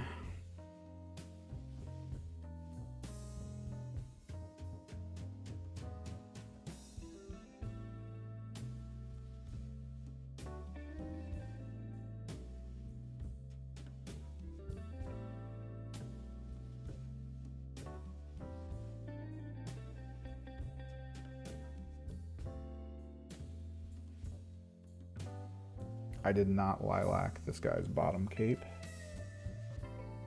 Good thing we caught that. Or no, this isn't lilac, this is familiar.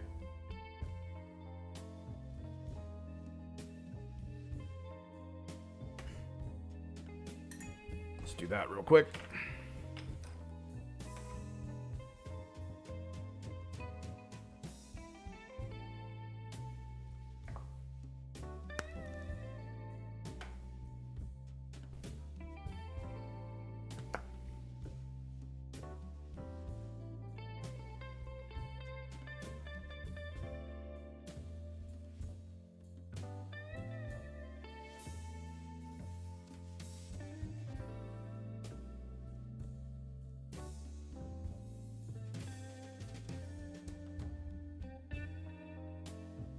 I think this song was used in like every Sam & Max game ever.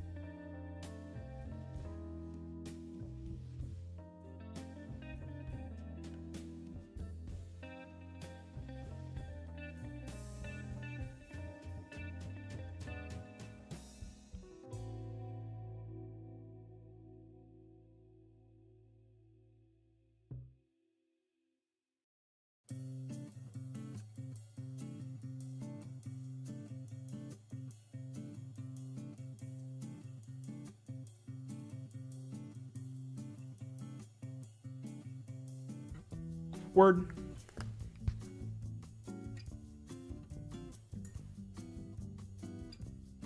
So Flat Black. One of the best basing black paints that I know of.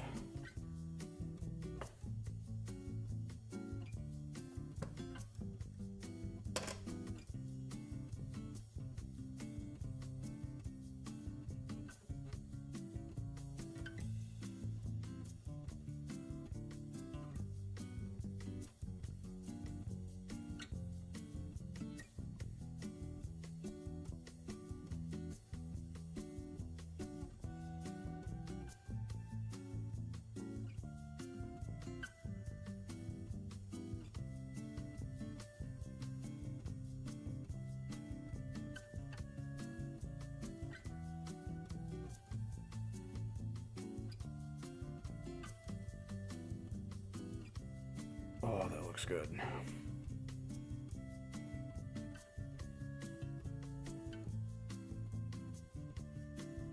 I mean, the rumor's been churning since I think last year, right? The rumor never feels good, though, to me. The rumor always feels like, yeah, they're gonna make a new edition. I don't know why you guys keep saying they're gonna make a new edition like it's news. They always make new editions.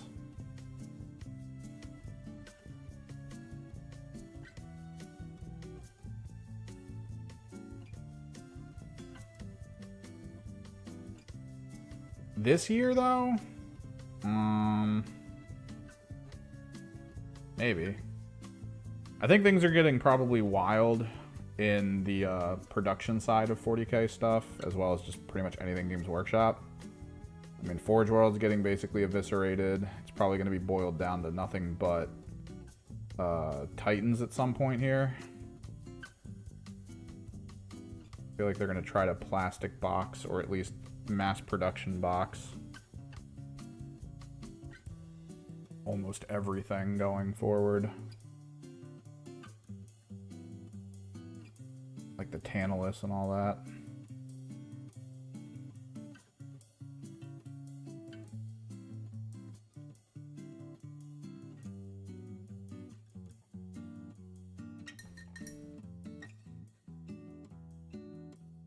So, I mean, what do we have, right?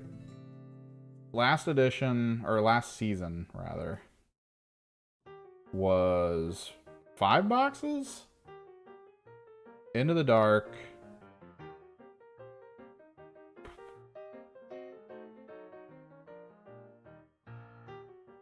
Into the Dark, Soul Shackle. Vault. Shadow Vault. Was it 4 boxes or 5 boxes? It was 4 boxes, right?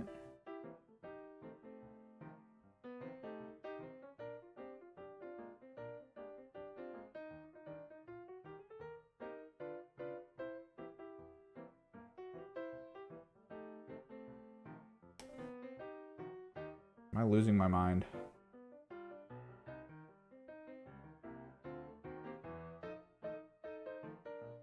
Correct me, Wahapedia. Holy shit, we've had 150 views so far today. That is not common.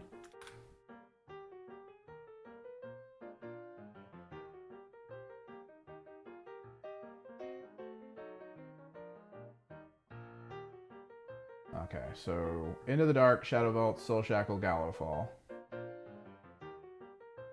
So 4. Then we had Morok, Nockmund, Chalnoth, Octarius, so 4. Salvation, Nightmare. The next one, we should have one more box.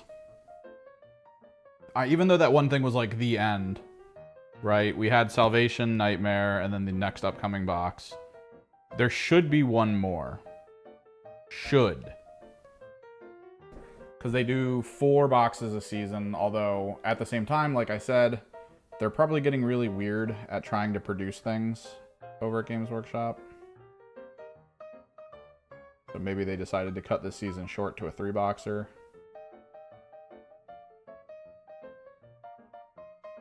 Or maybe they're considering the mid-season Ashes of Faith box to be part of it.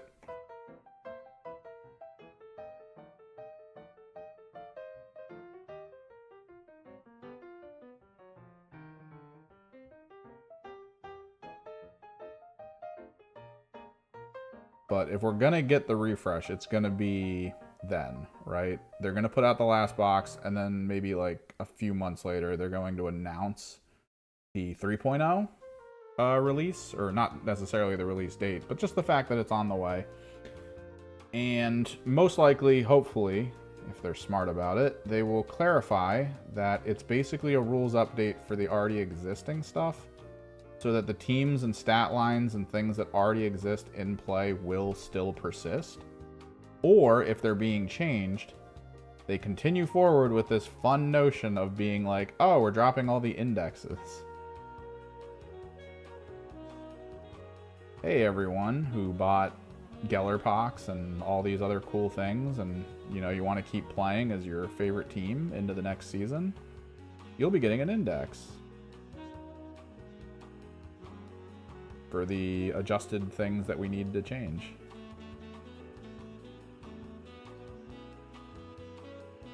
Because that'll be fine.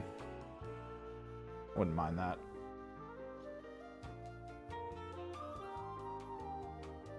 What's up, Everyday?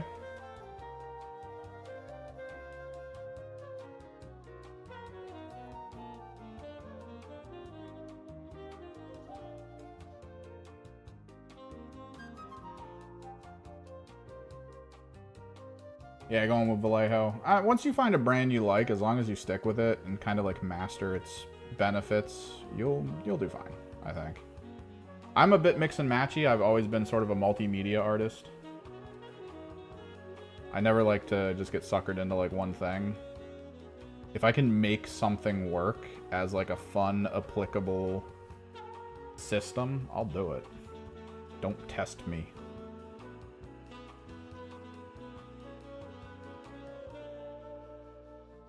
But it's like why I love So Flat paint as border paint, because it's really good.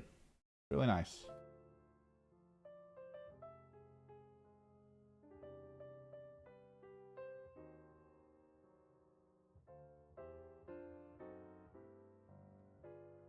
The rule I would change in Kill Team, main rule I would change is okay. Like, rule would be fly. I would change fly to what just happened to the Harlequins. Instead of it being this imba crazy ability, I would make it a little bit more reasonable. Going up and down buildings is 2 inches regardless. And going over top of allied bases is... allied or enemy bases is completely fine. That's the rule I would change. I would make the Harlequin new rule universal. The thing I would change is I would try to make sure whoever wrote the Underworld's rules helps out in at least organizing the Kill Team rules. Because the Underworld's flowchart is so precise with when you can do things, why, like when scoring occurs, when interrupts occur. It is so explicit that there's no question, right? There's no moment where I'm like, wait, can I use this card? No, no, no. You know exactly when you can use that card because it's an interrupt card, and you know in the steps when the interrupts can occur. The person just did the action. There's an interrupt step after it. Between the next action, you can interrupt. Go for it. In Kill Team, it's like, wait. Can I do it? Oh, no, I don't know. What point of the activation are we in? Is it this moment? When does this interrupt occur? The trigger effects. If it occurs now, it's not going to have, like, its full effect, but maybe if I wait, like, it's just weird. It's weird how imperfect the activations are.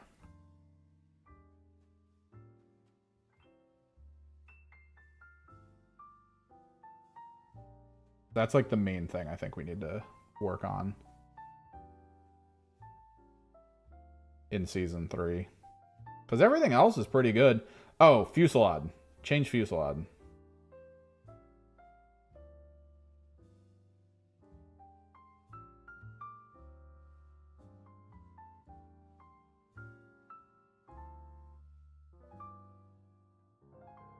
Personally, what I think should happen is Fusillade, for every person you select past the main person you're shooting at, you get like +1 attack into that person, right? So if you allocate 1 incoming attack to an extra person, it's actually 2. So a Fusillade weapon with like 5 attacks, if somebody's all bunched up in an area, because I think Fusillade's still limited by range, it makes it better than Blast to a degree. Sort of. I think Blast still edges it out in most edge cases. But the idea would be if there's like 5 people standing close enough together so that a 5-shot Fusillade weapon could shoot at all of them, it would be 2 shots per rather than 1. That way, Fusillading 2 people is actually valuable. Being like, alright, I'm going to Fusillade 1 person here and 1 person there. And then you just get +1 per person, right? So 5 attacks, you'd be like, all right, 3 into this guy, 2 into this guy, which means 3 and 4 instead.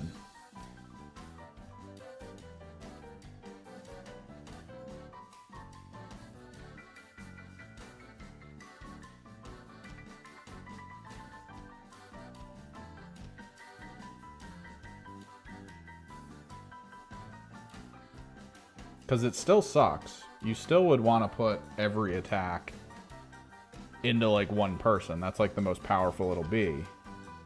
But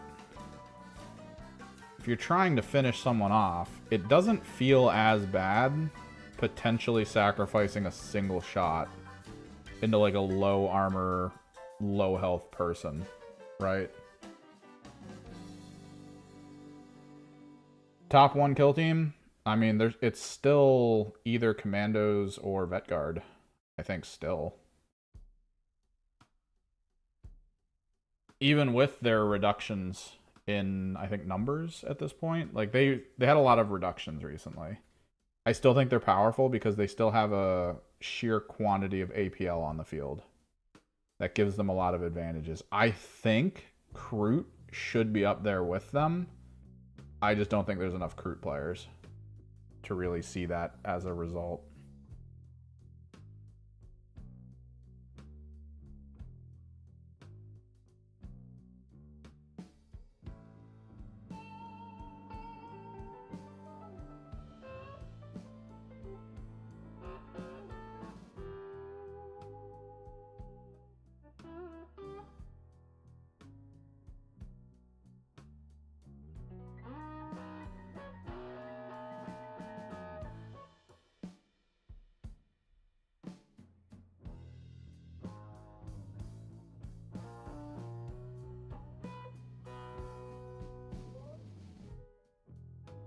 I think part of the problem is a lot of the people that play in tournaments don't go for full roster. I feel like a lot of them just play single roster. Like, they kind of just pick the team they really want to go, and then they stick with it. Which, you know, it's fine. But it's also very limiting. So when you find yourself in a situation where you're fighting horde armies, like the Commandos and like the Vet Guard, you may not have the right stuff on hand to be able to deal with it, which very much sucks. Like, you really need to be able to just be like, yeah, so I do this, and it kills you. And it kills like 4 other units with them. Hooray! But then everyone that goes, like, just straight APL, it's like, dude, you've basically guaranteed you're gonna lose against Vet Guard or Commandos. Like, there's no way you're winning if you're just gonna mono into that. Now, granted, there's armies that can't really change that. Frickin' Harlequins.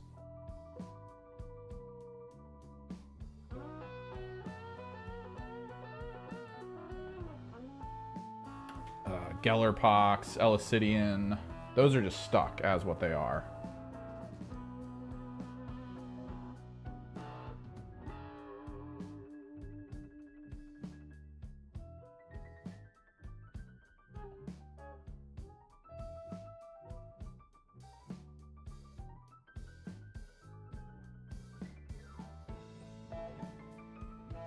But man, if I'm playing Warp Coven, I want to make sure I've got 2 Flamers in my list, because I would not mind going mono Sork with dual Flamers into a close quarters game against either of those other armies. I'd love the hell out of that.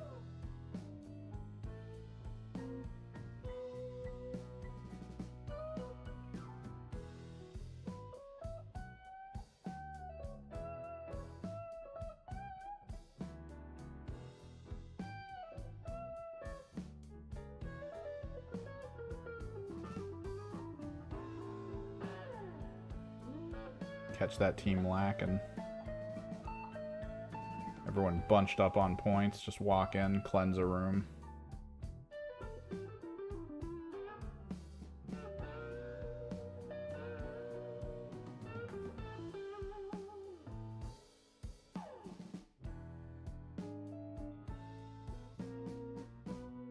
I don't even care about the APL hit during activation, because technically flamethrowers can't double shoot under the benefit of whatever. I think it's like Astartes. It's whatever they renamed it.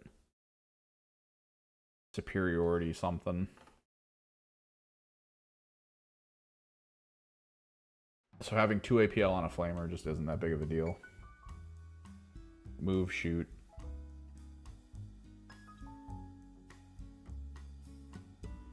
Go back up to 3 APL at the end, so you can stand on points at 3 APL.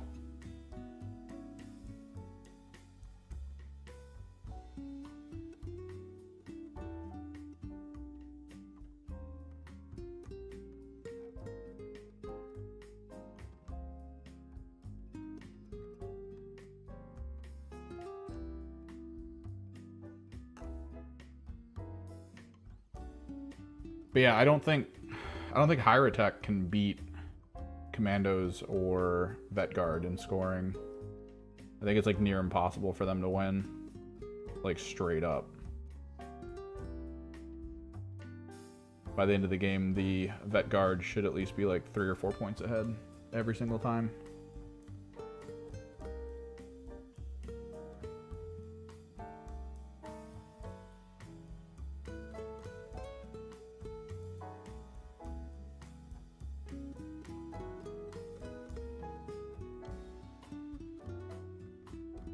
I remember when the meta was weird.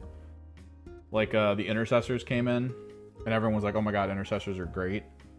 And Intercessors had incredible win rates, but they were also, like, rarely at the top of tournaments. It was still, like, Commandos and Vet Guard, and no one was noticing that.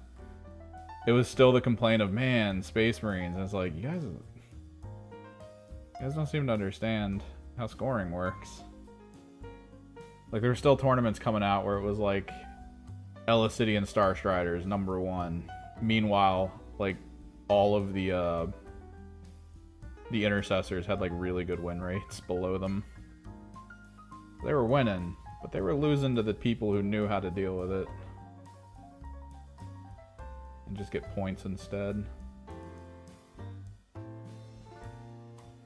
Like, honestly, the reality for fighting Intercessors is trying to get as many of the models on the field down to an injured state. If you can get them to an injured state, you're doing pretty good. You're going to make them have to spend command points to be able to hit you at normal ratings. It's pretty solid.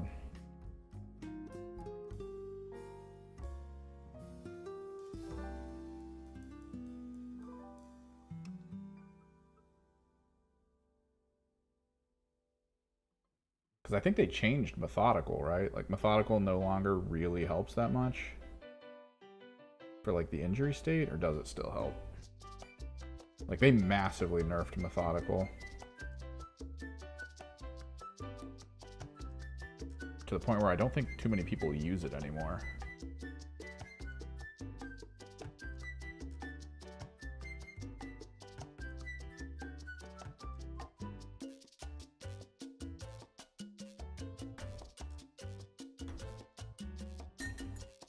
Originally, Methodical was just, hey, you don't have to worry about injury ever.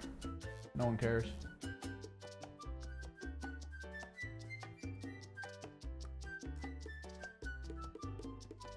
Rewrite?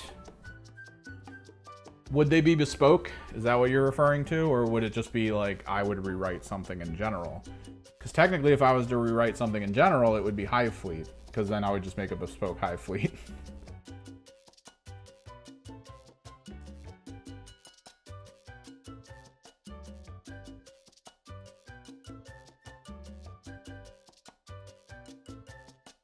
Which is what GW should have done.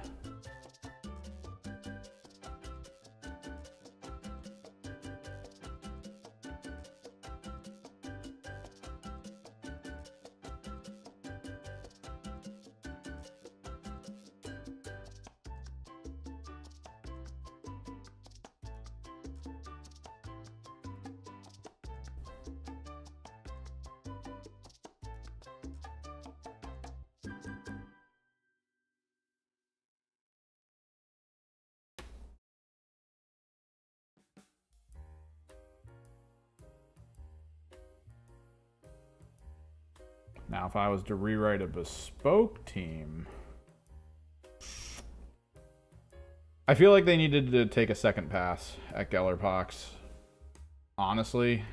Because Gellerpox, where they started, were extremely strong, but they were flavorful because of that strength. Like, the issue is, the things that made them flavorful were way too good. So maybe if they took a second pass at the team and instead focused on something else, maybe it could make them better.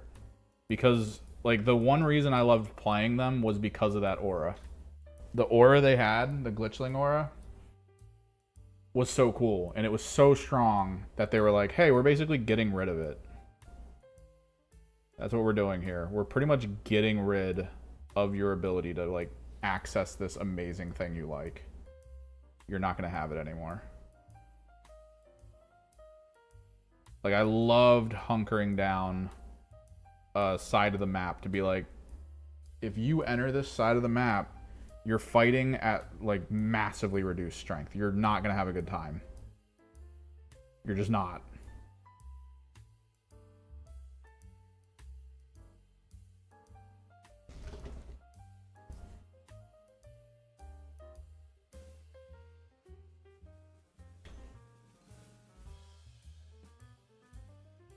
And that was way too strong, so they got rid of it. They nerfed it into the floor. It now only really happens when you're at like 3 inches from the unit, which is absolute garbage.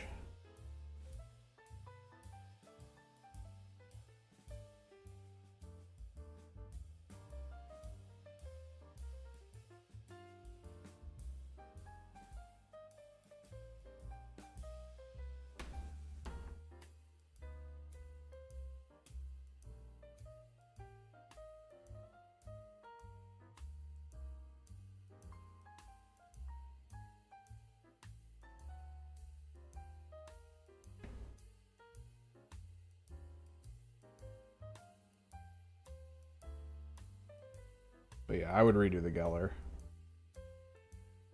I think if the Geller were more like they generate the bugs turn to turn, and maybe the Glitchling aura or whatever Nurgle aura you pick for them was a little less powerful, but like also a little more pervasive. Take it back up to the 6 and 9 inch distances.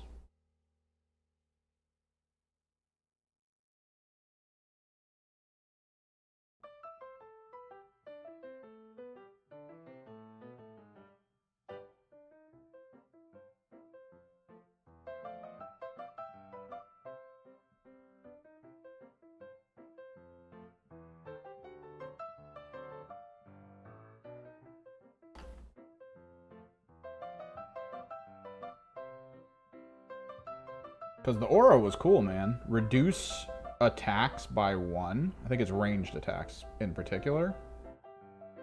By 1. That was so cool. It screwed so many people over. But that was the problem. It screwed so many people over, because when you're playing into an army with as much health as the Gellerpox, you need as many shots as humanly possible to bring them down. Especially for armies that were like, we have a ton of shots, but no damage.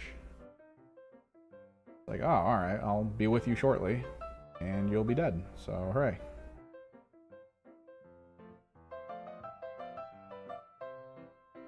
Yeah, I think Gellerpox needed a rework, honestly. Which would be cool if Season 3 or 3.0, or however we want to look at it, became an index situation for all the current bespoke teams.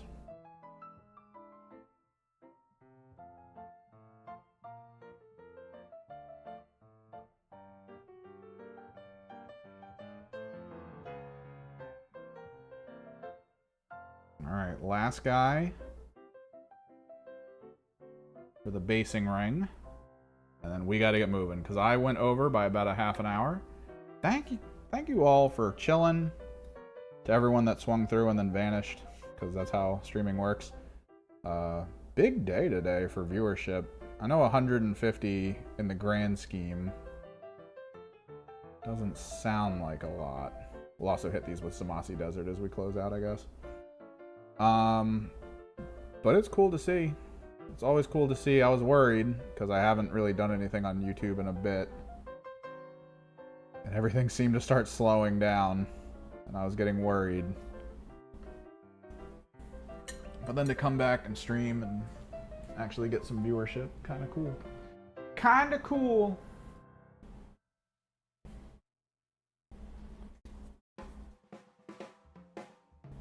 Kind of pog. Let me get this Zamasi Desert out. But yep, we got tournament this weekend. This is full. This one's kind of full. Oh, that one's dry as hell. We're throwing that out. That must be the one I left open by accident. Get this mixed.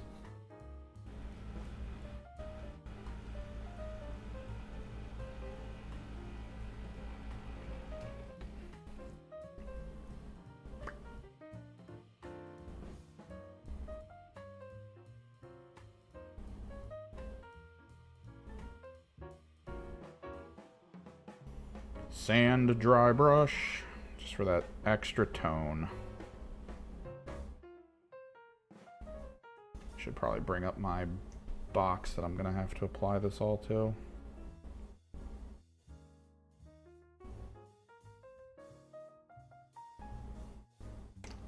Because that means I can varnish. At least get them set up and varnished. So I don't have to worry about it.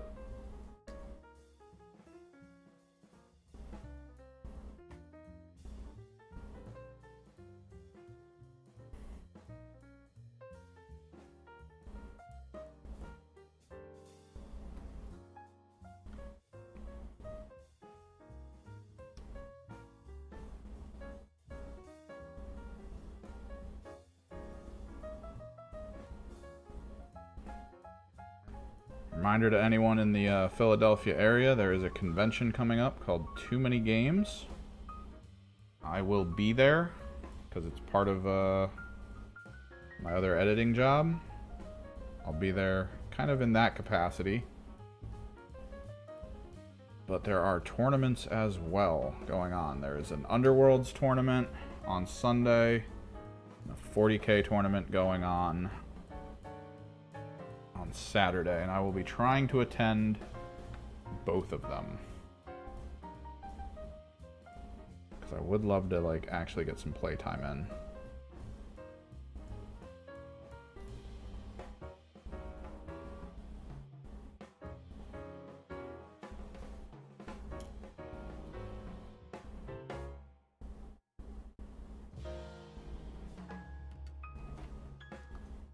Sadly, no Kill Team tournament, or I probably would have done that, because I do really want to get more time in on Kill Team.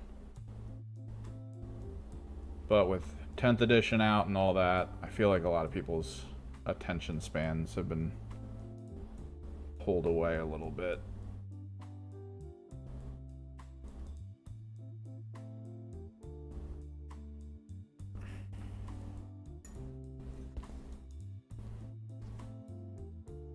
No.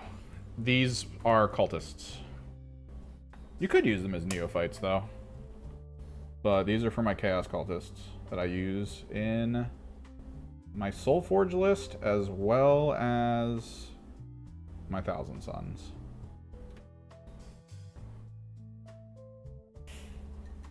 Got them for a good deal. Better deal than purchasing Cultists specifically. Same size based, similar sized silhouette. And I think they actually look better as Chaos Cultists than, you know, the actual Chaos Cultists.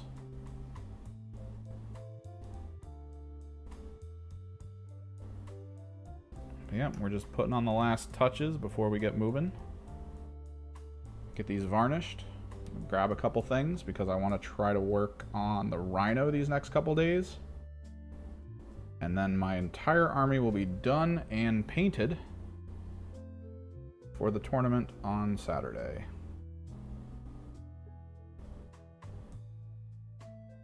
Because yeah, I think they look cool. I like how they look. They look really good next to my Magnus, so works out. I do really want them to drop some Thousand Sun stuff soon. I want to be able to build other lists. I've tried to dabble with different lists from the Thousand Suns, but like they just don't have the punching power if you don't have a Magnus. There needs to be some give, some leeway.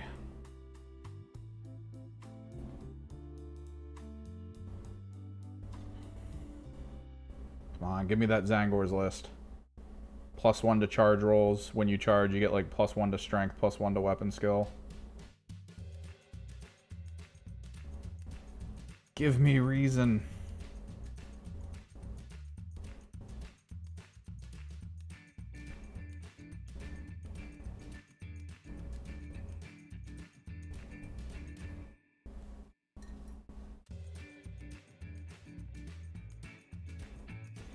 Give me lists that interact with Cabal points differently. I need something, man.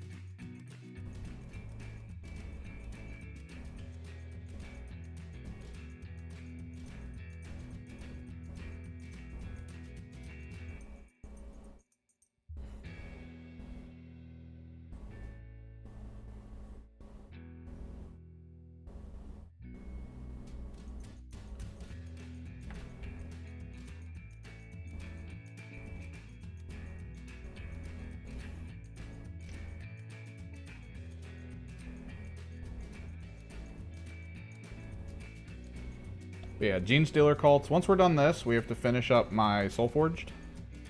We've got a lot of stuff to build and finish painting for them. We also have to finish up my AOS Spearhead, which means we got to paint a few demons, which is fine.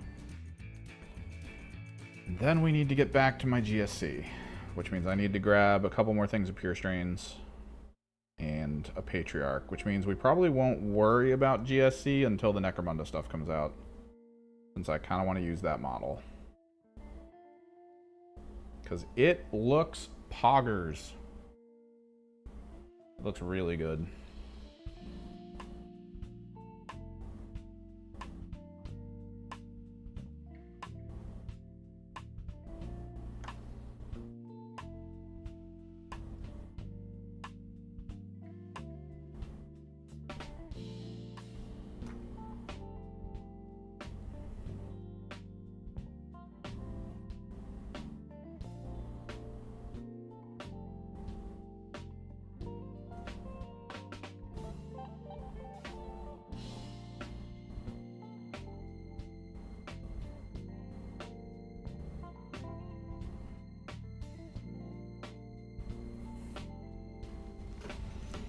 Oh, my back.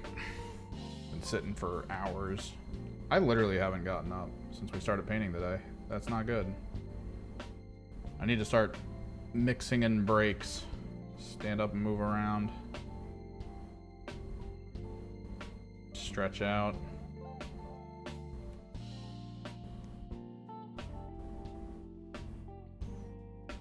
The issue is we're so arm deep in trying to get this done. Break would kind of ruin the speed and the pacing.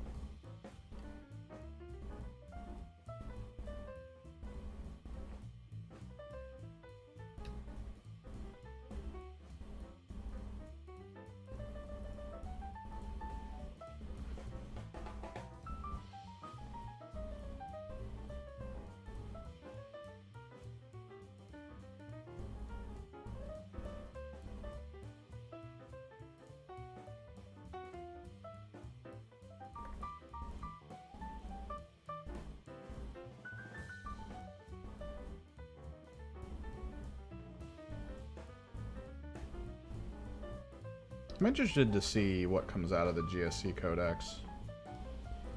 I'm pretty sure Adelan Jackals are going to be like the big thing that people tend to stick with. I think the meme list is probably going to be the Biosantic, which is what I'm going. It's probably not going to do super well into most enemy types. But it'll be fun. Just punching people in the middle of the field.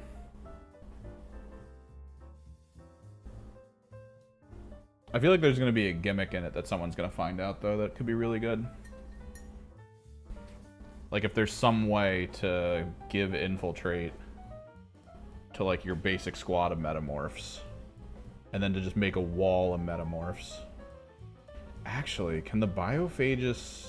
Does the Biophagus get the thing that lets you infiltrate? And can he lead a Neophyte squad? Because if that's the case... I don't think that's the case, though. I'm pretty sure it's only the Patriarch and the Abominant that can take the infiltrate function. Because that'd be hilarious if you could just have like a 20-man Neophyte brick that just becomes a wall across the front of your field. And then you put behind it like a bunch of Pure Strains. One of which has a Patriarch in it with the free Heroic Intervention.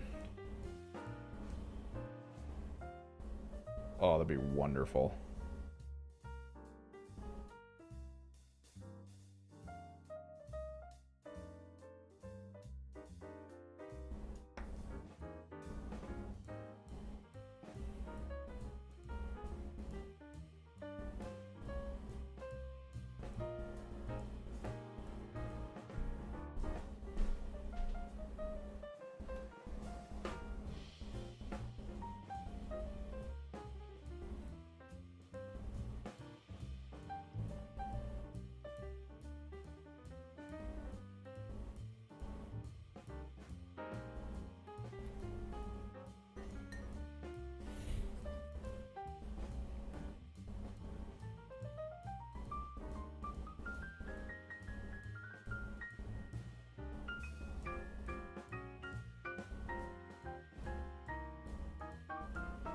Yeah, I think Adelan Jackals are going to be the big thing. I do. I feel like Adelans have one of the better abilities in the current meta, which is to just guarantee do mortals out of sequence. It's way too good. A lot of people seem to lean into it with a lot of different units. Demon Princes with wings slamming into people. Stuff like that. Let me take a look at the update, or the upgrade, and then we gotta get moving. I'm already way behind. Cults of Ascension. No. That's the Combat Patrol. Alright. Biosanctic. Ooh, no, the Biophagus does get it. So you can give the Biophagus the Infiltrator ploy. Or the Infiltrator ability. And then he can provide it to Neophytes. So you can take a 20-man brick of Neophytes and then give them Infiltrator and just make a wall. And then put behind that wall your Pure Strains.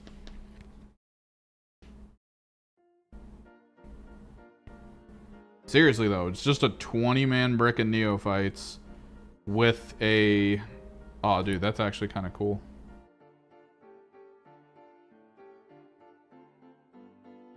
And if they do not kill you, you are just going to keep going ham. I might look into getting a Biophagus, because I do have 20 Neophytes. And I've been trying to think of something to do with them, because then I could put the Primus in with the Acolytes, which is what I want to do. Thanks for hanging out. Thanks for swinging by. Thanks for talking. Thanks for chilling. Thanks for... Geez, good bit of views today. Slowed down a bit, but it is what it is. Definitely better than most days. But I gotta get moving. I gotta help some people, and I gotta get some varnish sprayed, and I gotta get this Rhino to a place where it needs to go. probably stream Thursday. Don't bank on it though. Check out Discord. I usually talk in there if we're going to be doing anything like that. Till next time, guys. Later.